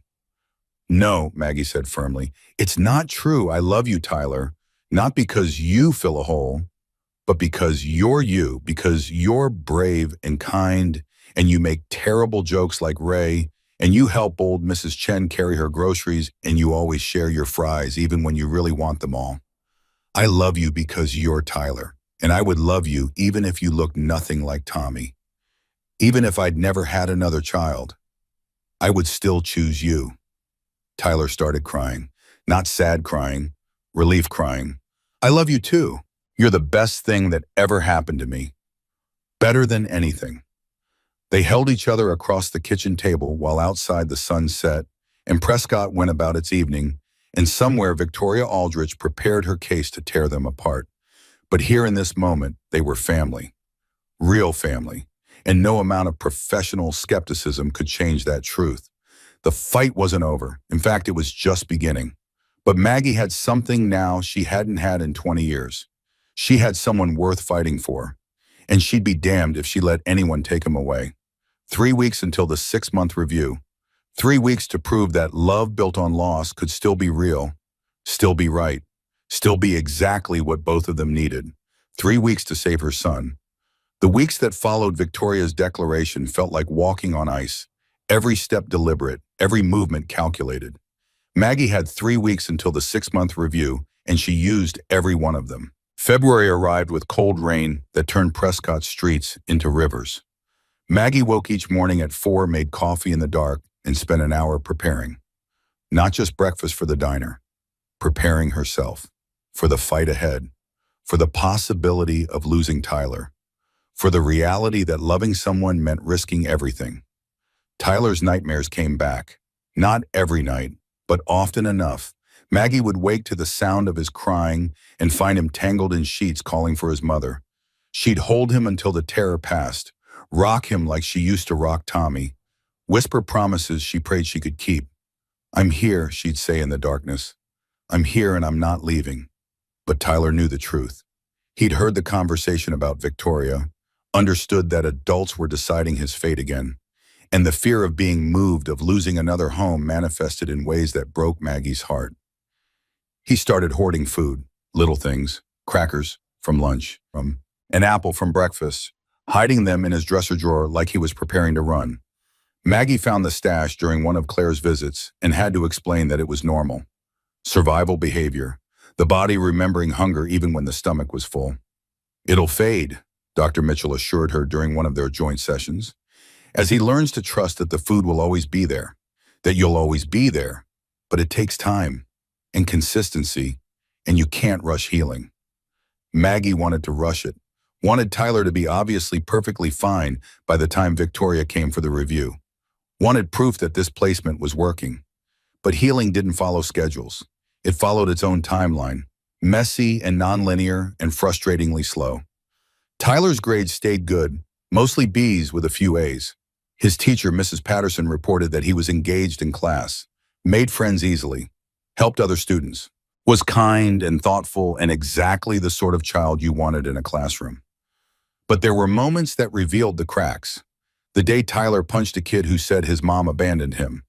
The afternoon he had a panic attack during a fire drill because alarms reminded him of the hospital where his mother died. The morning he refused to go to school because what if Maggie wasn't there when he got back?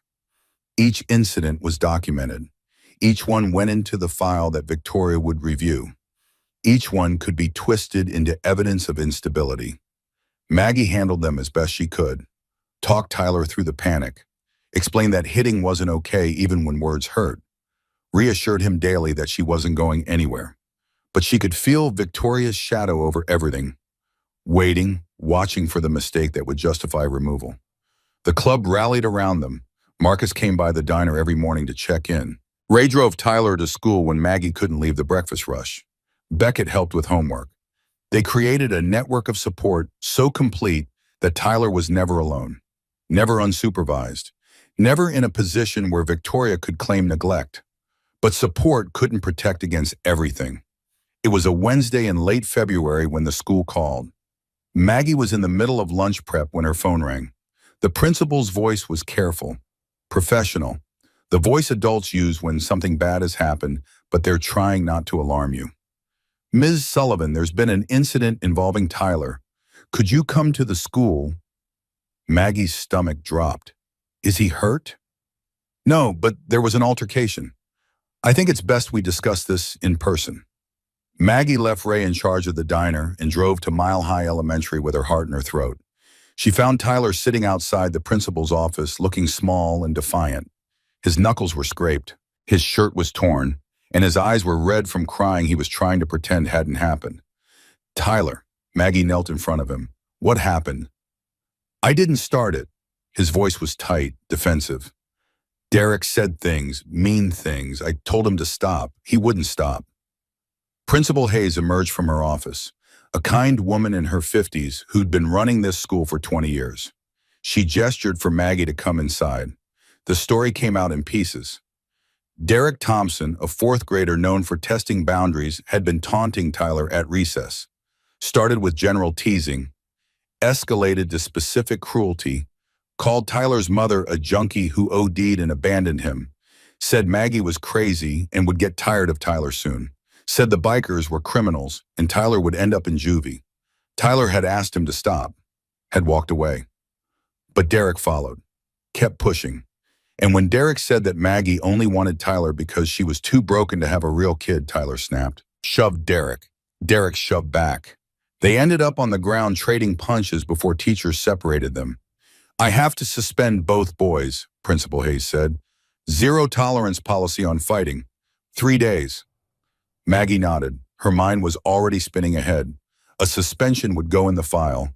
Victoria would see it, would use it as evidence that Tyler was becoming violent, that the placement was making him worse instead of better. I understand, Maggie said. Can I talk to him? Of course. Maggie brought Tyler back into the principal's office and closed the door. She didn't yell, didn't lecture, just sat down next to him and waited. I'm sorry, Tyler said finally. I know I shouldn't have hit him, but he said you were broken, and you're not. You're the best person I know. Something cracked open in Maggie's chest.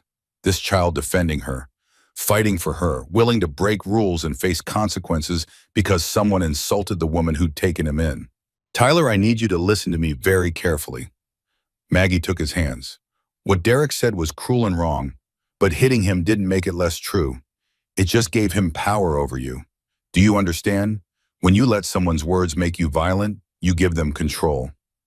But he was lying about you. Was he?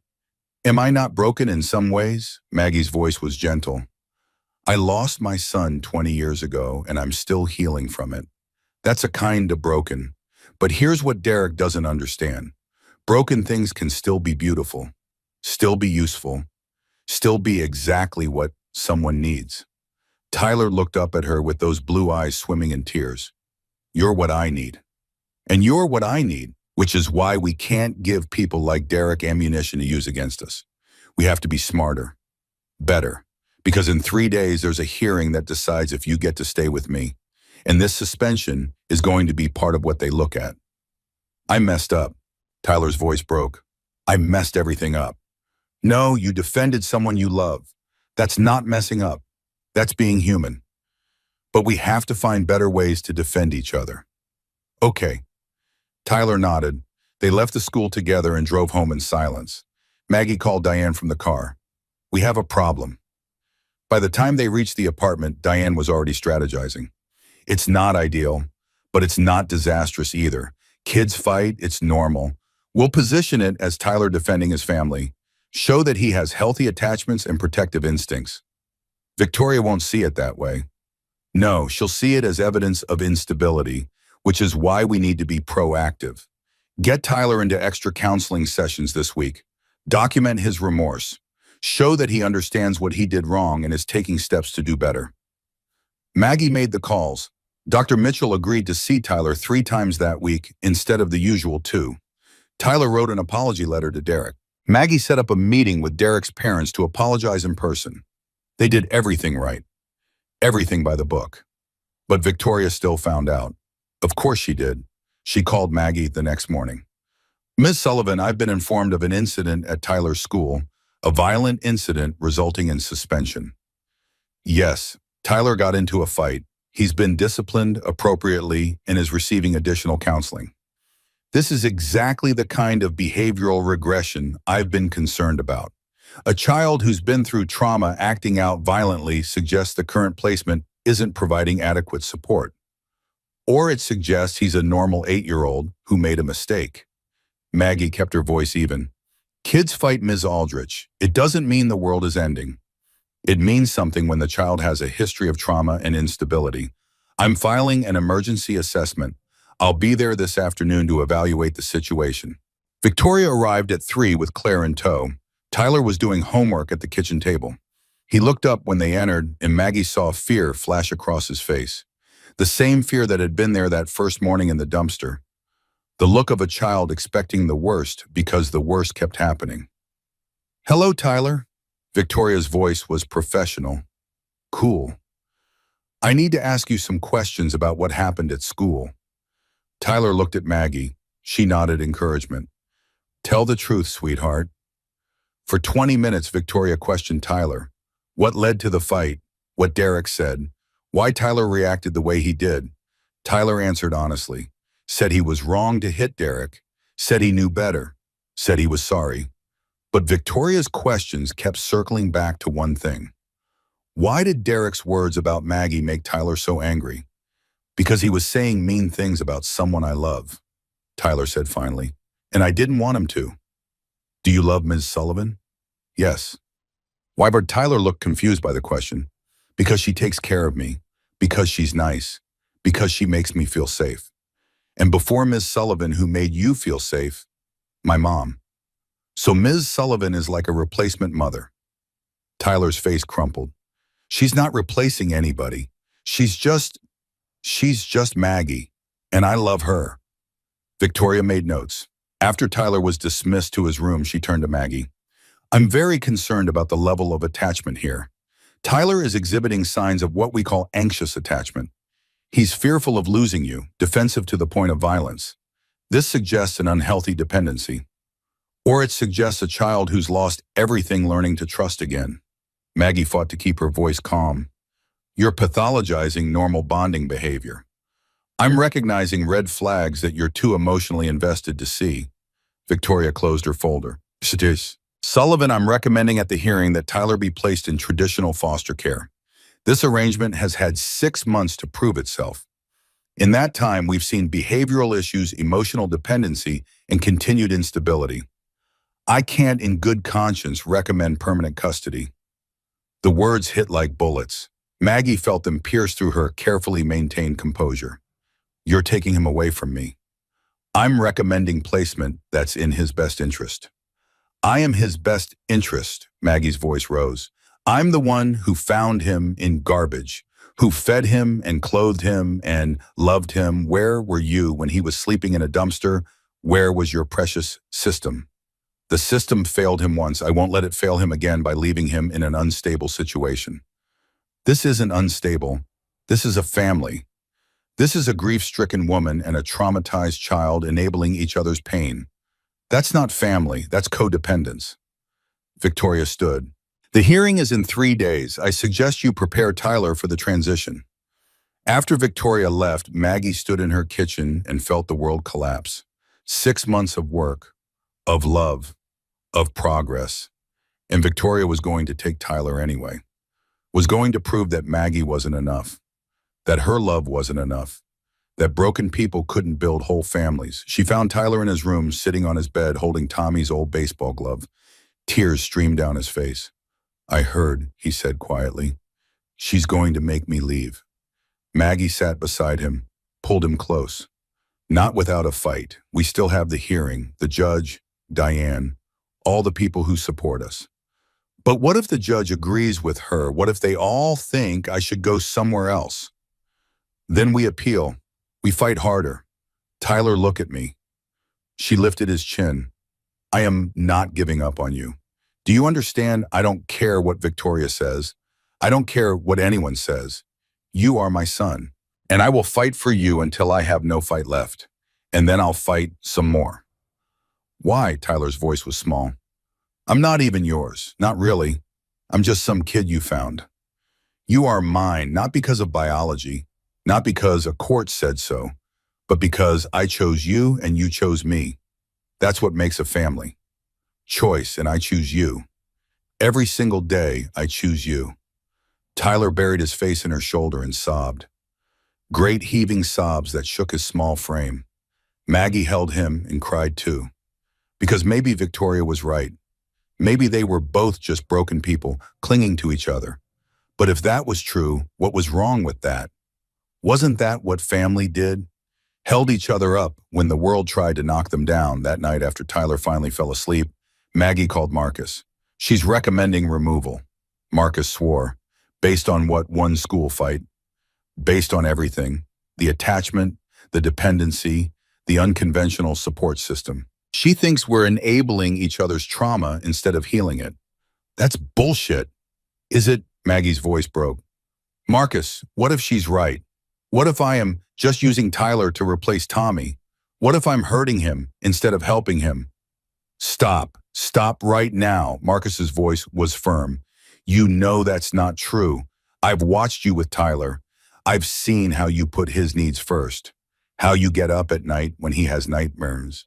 How you advocate for him at school. How you love him. That's not replacement. That's real. Then why doesn't Victoria see it? Because Victoria sees everything through the lens of protocol and procedure. She can't imagine that love built on loss can still be healthy, still be right.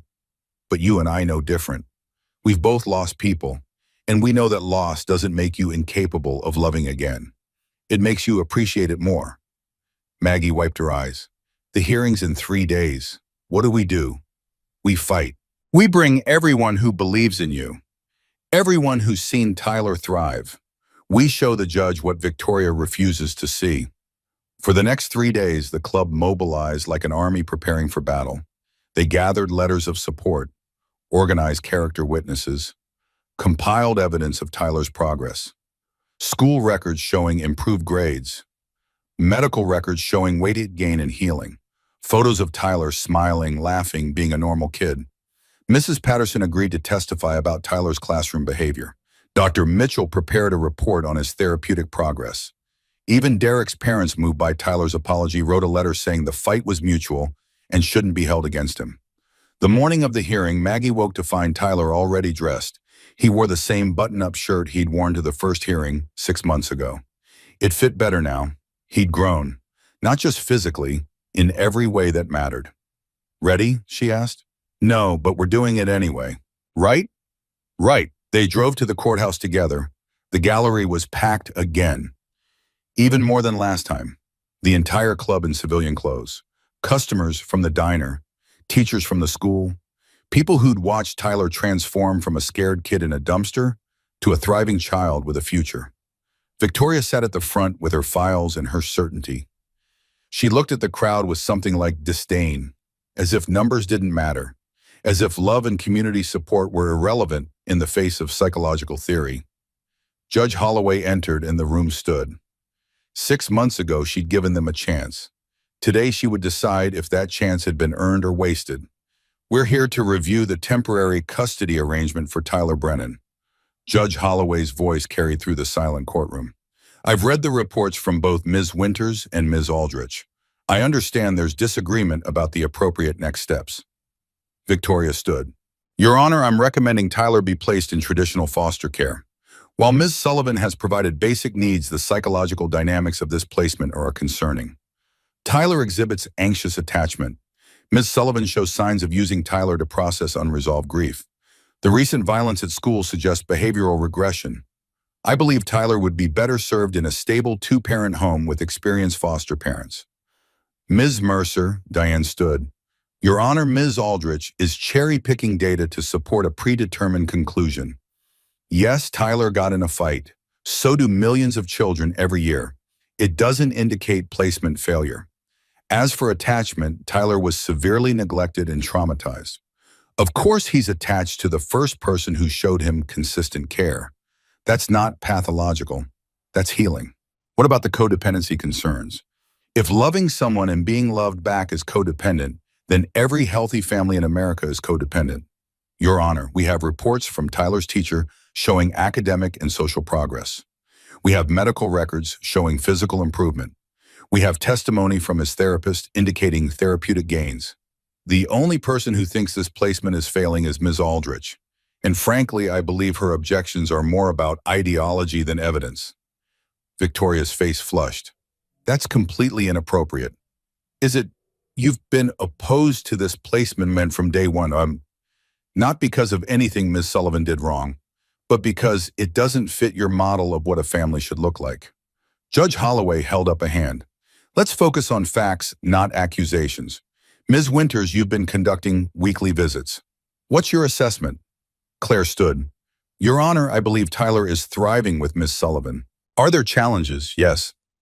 Trauma recovery is never linear, but I've seen consistent improvement over 6 months. Tyler has gained weight. His nightmares have decreased. He's making friends, doing well in school. He talks about his future with hope instead of fear. Those are markers of successful placement. Even with the school incident, especially with the school incident, Tyler defended someone he loves. He showed loyalty and protective instincts. Those are healthy emotional responses. And afterward, he demonstrated remorse, took responsibility, and engaged in restorative actions. That's exactly the kind of growth that we hope to see. Judge Holloway made notes. I'd like to hear from Tyler. Maggie's heart stopped. Tyler stood and walked to the witness stand. He looked terrified but determined. The bailiff brought the phone book again. Tyler sat on it and faced the judge. Hello again, Tyler. Judge Holloway's voice was gentle. How have the last 6 months been? Good. Mostly good. Tyler's voice was quiet but clear. Tell me about school. I like it. I have friends. Tommy and Jake. We play kickball at recess. I'm good at math now. Mrs. Patterson says I'm one of her best students. What about the fight? Can you tell me what happened? Tyler took a breath. Derek was saying mean things about Miss Maggie. I asked him to stop. He wouldn't. So I pushed him. And then we fought. I was wrong to do that. I should have told a teacher instead. Why did Derek's words make you so angry? Because he was lying. He said Maggie was crazy and broken, but she's not. She's the best person I know.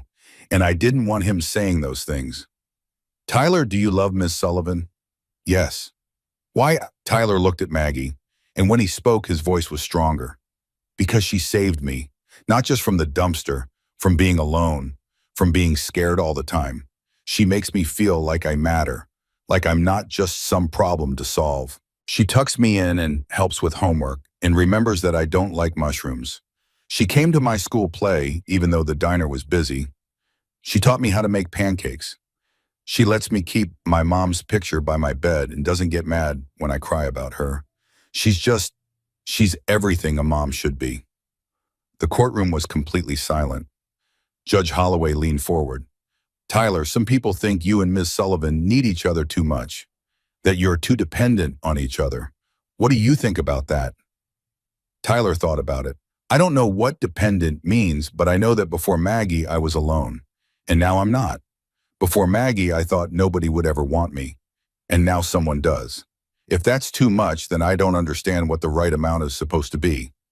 Judge Holloway's expression softened. Thank you, Tyler. You can step down. Tyler returned to his seat beside Maggie. She squeezed his hand. Miss Sullivan, I'd like to hear from you as well.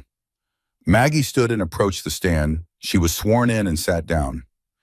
Faced the judge in the courtroom and Victoria's skeptical stare. Ms. Sullivan, Ms. Aldrich has raised concerns that you're using Tyler to replace your deceased son. How do you respond to that?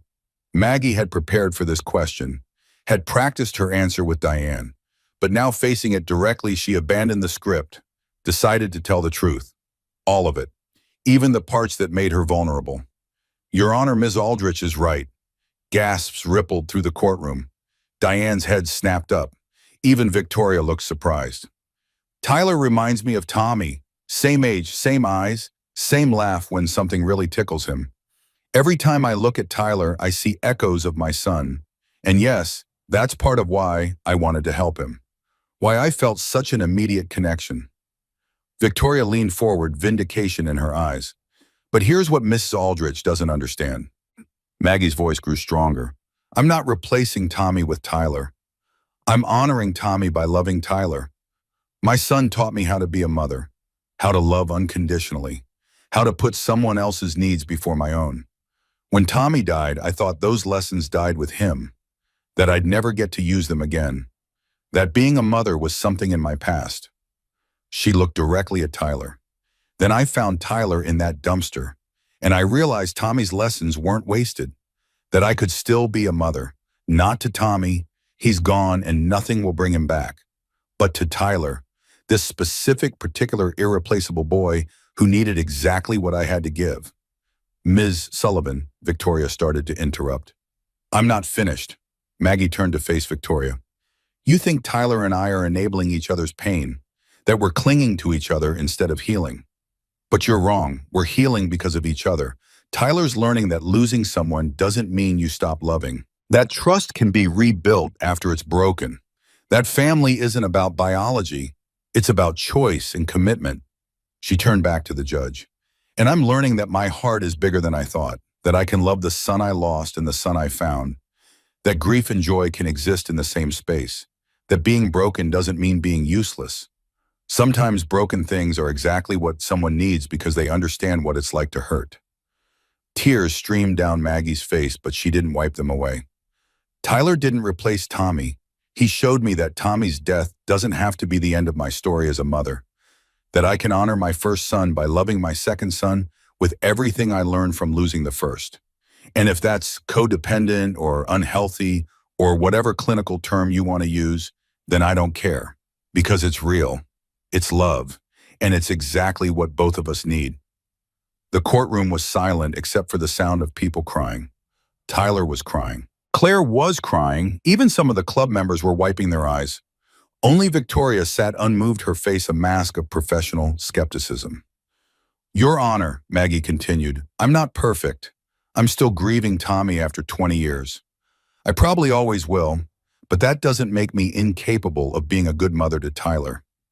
If anything, it makes me better, because I know how precious time is, how fragile life is, how important it is to show up every day and choose love even when it's hard. She paused. Tyler asked me once if I was sad that he's not Tommy, and I told him the truth. He's not Tommy, he's Tyler, and I love him for exactly who he is, not who he reminds me of, not what he represents, him. This brave, kind, resilient boy who survived things no child should survive and came out the other side still believing people could be good. Maggie looked at Judge Holloway. So yes, Ms. Aldrich is right. Tyler does remind me of Tommy, but that's not why I love him. I love him because he's Tyler. And if you take him away from me, you won't be protecting him. You'll be teaching him that love isn't enough, that survival isn't enough, that no matter how hard you try, broken people can't have whole families. And that's not a lesson any child should learn. She sat back, exhausted, exposed, everything laid bare. Judge Holloway was quiet for a long moment. Then she looked at Victoria. Ms. Aldrich, after hearing Ms. Sullivan's testimony, do you still recommend removal? Victoria stood. Yes, Your Honor. While I appreciate Ms. Sullivan's honesty, it confirms my concerns. This placement is based more on Ms. Sullivan's emotional needs than Tyler's best interests. I disagree. The voice came from the back of the courtroom. Everyone turned. An older woman in her 70s stood. Maggie recognized her.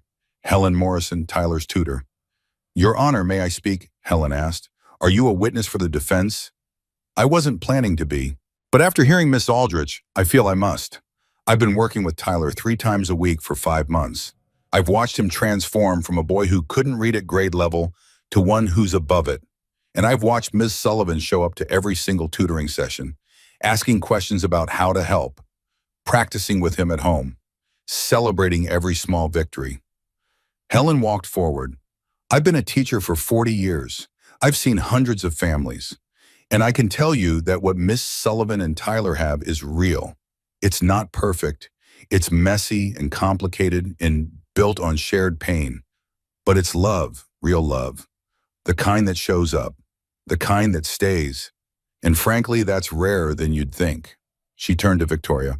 You want to take Tyler from this because it doesn't fit your textbook model of family. But families come in all forms, and sometimes the most unconventional ones are the ones that work best. Helen sat down, and then another person stood. Howard from the hardware store. Your Honor, I'd like to speak too. For the next 30 minutes, people testified. Customers from the diner, Tyler's teacher, parents of his friends, the pastor from First Methodist. One by one, they told stories of watching Maggie and Tyler together, of seeing love in action, of witnessing a family being built brick by brick through choice and commitment. Through it all, Victoria sat rigid, unmoved by testimony or tears. When the last witness finished, she stood. Your Honor, with respect to everyone who spoke, anecdotes aren't evidence. I deal in data, in psychological research, in outcomes, and the data shows that rapid attachments formed in crisis are often unstable. That children who exhibit anxious attachment patterns are at risk for future relationship difficulties. That placements involving significant age differences between guardian and child face unique challenges. So do placements involving foster care, Diane countered. The data also shows that children who age out of the foster system face higher rates of homelessness, incarceration, and mental health issues. Tyler isn't a statistic, Ms. Aldrich. He's a child, and he's thriving where he is. Judge Holloway held up her hand. I've heard enough. I'm going to take a short recess to review my notes. We'll reconvene in 15 minutes. The courtroom emptied into the hallway. Tyler clung to Maggie's hand. What's she going to say? I don't know, baby, but whatever happens, we're together. Okay, no matter what, we're together. Marcus appeared with coffee. You did good in there, Maggie, real good. I just told the truth. Sometimes that's all you can do. The 15 minutes felt like hours. Finally, they were called back. Everyone took their seats. Judge Holloway entered and the room rose and sat in perfect silence. I've presided over family court for 25 years, the judge began. I've seen thousands of cases, placed hundreds of children, and I can tell you that there's no perfect formula for determining what makes a good home. We have guidelines, best practices, research. But at the end of the day, every case is unique. Every child is different. And sometimes the right answer isn't the one that looks right on paper. She looked at Victoria. Ms. Aldrich, your concerns are noted. You're right that this placement is unconventional. You're right that rapid attachments can be unstable. You're right that we should scrutinize situations involving significant grief. Maggie's heart sank. But you're wrong that this placement is failing. The evidence shows otherwise. Tyler has gained weight. His grades have improved. He's making friends. He's engaging in therapy. He's developing healthy coping mechanisms. Yes, he got in a fight, but he also took responsibility for it. That's not behavioral regression. That's age-appropriate development. Judge Holloway turned to Maggie. Was das? Sullivan, your honesty today was remarkable. You didn't try to hide your grief or pretend it doesn't influence your relationship with Tyler. Instead, you showed how it informs it, how it makes you a better mother because you understand loss, because you don't take love for granted. She paused. I've seen people who look perfect on paper destroy children through neglect or abuse, and I've seen unconventional families create miracles. What matters isn't how a family looks from the outside, it's what happens inside. Whether a child feels safe, loved, valued, whether they're given the tools to heal and grow. Judge Holloway looked at Tyler, and it's clear to me that Tyler has all of those things with Miss Sullivan. Hope surged in Maggie's chest. Therefore, I'm granting full permanent custody of Tyler James Brennan to Margaret Ann Sullivan. The courtroom erupted, people cheering, crying, hugging. Tyler launched himself at Maggie, and she caught him, held him while he sobbed into her shoulder. Furthermore, Judge Holloway continued over the noise, I'm approving a petition for legal name change. Tyler, do you understand what that means? Tyler lifted his tear-stained face. No, ma'am. It means your name would change from Tyler James Brennan to Tyler James Brennan Sullivan, keeping your birth mother's name but adding Miss Sullivan's, making you officially legally her son. Is that something you want? Tyler looked at Maggie. Can I? If you want to, sweetheart. I want to. Tyler turned back to the judge. I want to be Tyler Sullivan. Then that's what you'll be. Judge Holloway banged her gavel. Permanent custody granted. Name change approved. This case is closed. Victoria stood abruptly and left the courtroom without a word. Claire came over with tears in her eyes. Congratulations, Maggie. You did it. We did it. Thank you for believing in us. The celebration spilled out of the courthouse and into the plaza. 75 bikers cheering, townspeople congratulating. A spontaneous parade forming as the club fired up their motorcycles and offered Tyler and Maggie a ride. Marcus brought his bike around. It had a sidecar attachment he'd installed just for this. Tyler climbed in, grinning from ear to ear. Maggie settled beside him, and they rode through downtown Prescott with 74 other bikes behind them. Past the diner, past the school, past all the places that made up their life together. People stopped to watch. Some waved, some stared, some probably whispered about the crazy widow and her biker family. But Maggie didn't care. She had her son. Really, truly, legally, her son. And nothing else mattered. The party at the clubhouse lasted all day. Food and music and laughter. Tyler was passed from biker to biker, each one congratulating him. Ray gave him a leather jacket, child-sized with a patch that said, honorary member. Beckett taught him a complicated handshake. Helen brought a cake decorated with books because Tyler loved reading now. As the sun set, Maggie found a quiet corner and watched Tyler playing with the club kids. Running around, laughing, being 9 years old without the weight of survival on his shoulders. Marcus sat down beside her. How are you feeling? Like I can breathe for the first time in 6 months, maybe in 20 years. She turned to him. Thank you for everything, for believing in me when I didn't believe in myself. You did the hard work, Maggie. I just provided backup. Good backup. She smiled. The best. They sat in comfortable silence for a while. Then Marcus said, Tommy would be proud of you, you know. Maggie felt tears prick her eyes. You think so? I know so. You took everything he taught you about love and you gave it to another kid who needed it. That's not betrayal, that's legacy. The words settled in Maggie's chest. Legacy. Tommy's legacy wasn't his death. It was what Maggie built from the ruins of it. The love she still had to give. The strength she didn't know she possessed. The family she created from loss and hope and fierce determination. That night after the party wound down and they returned to the apartment above the diner, Maggie tucked Tyler into bed. His bed, in his room, in their home, forever. Miss Maggie, Tyler's voice was sleepy. Yes, sweetheart. Can I ask you something? Anything. Tyler was quiet for a moment. Then, can I call you Mom? The question hung in the air. The question Maggie had been waiting for, hoping for, afraid to push for. Tyler, her voice broke. I would be so honored. Even though I'm not Tommy, because you're Tyler, because you're my son, not my replacement son, not my second choice son, my son, period. Tyler smiled, that gap-toothed smile that reminded her of Tommy, but was entirely his own. Okay, good night, Mom. Good night, my brave, beautiful boy. Maggie stood to leave, but Tyler called her back. Mom, yes. Thank you for not walking past the dumpster, for stopping, for seeing me. Maggie knelt beside his bed and took his hand. Thank you for giving me a reason to keep going, for reminding me that my heart still works, for being you. She kissed his forehead and left the room. But she didn't go far. She stood in the hallway for a moment, listening to Tyler's breathing, even out into sleep. Her son's breathing. In her home. Forever.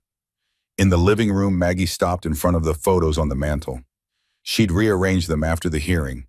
Tommy's photo still there, still honored, still loved.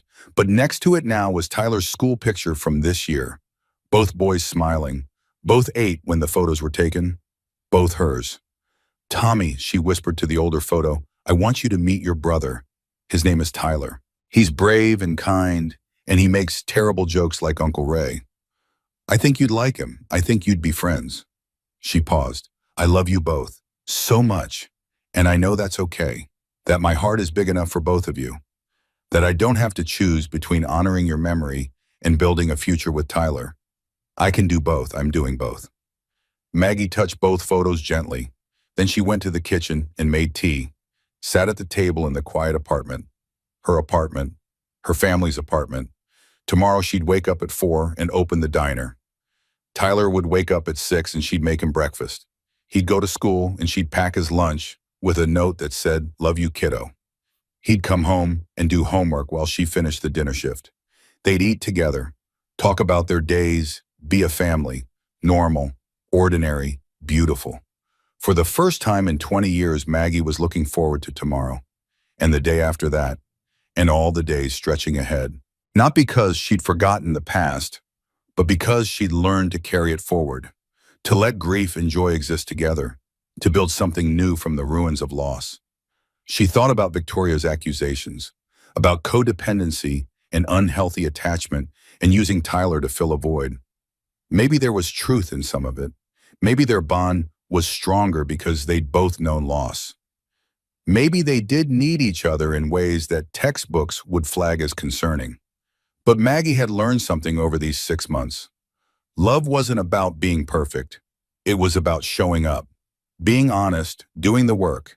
And sometimes the love built on shared pain was the strongest kind, because it was forged in fire, tested by loss, proven through the hardest thing either of them had faced.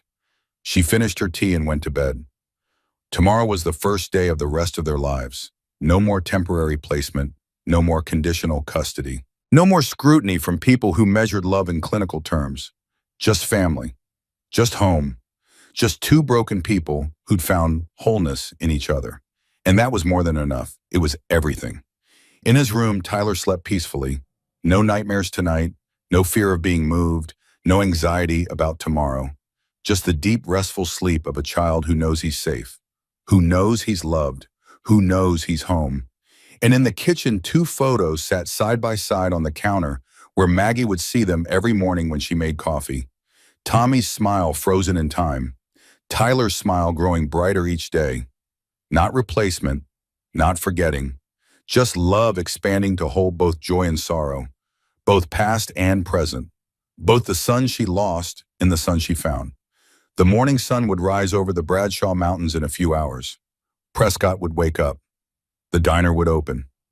Life would go on in all its ordinary, extraordinary glory. And Margaret Sullivan, who'd spent 20 years existing rather than living, would be there to meet it. Not alone anymore, not half alive anymore, but fully present, fully engaged, fully and completely a mother again. Because sometimes the family you find is the family you need. Sometimes the most unlikely love stories are the truest ones. And sometimes when you stop walking past the pain and start walking through it, you find exactly what you've been missing on the other side. Tyler Brennan Sullivan slept.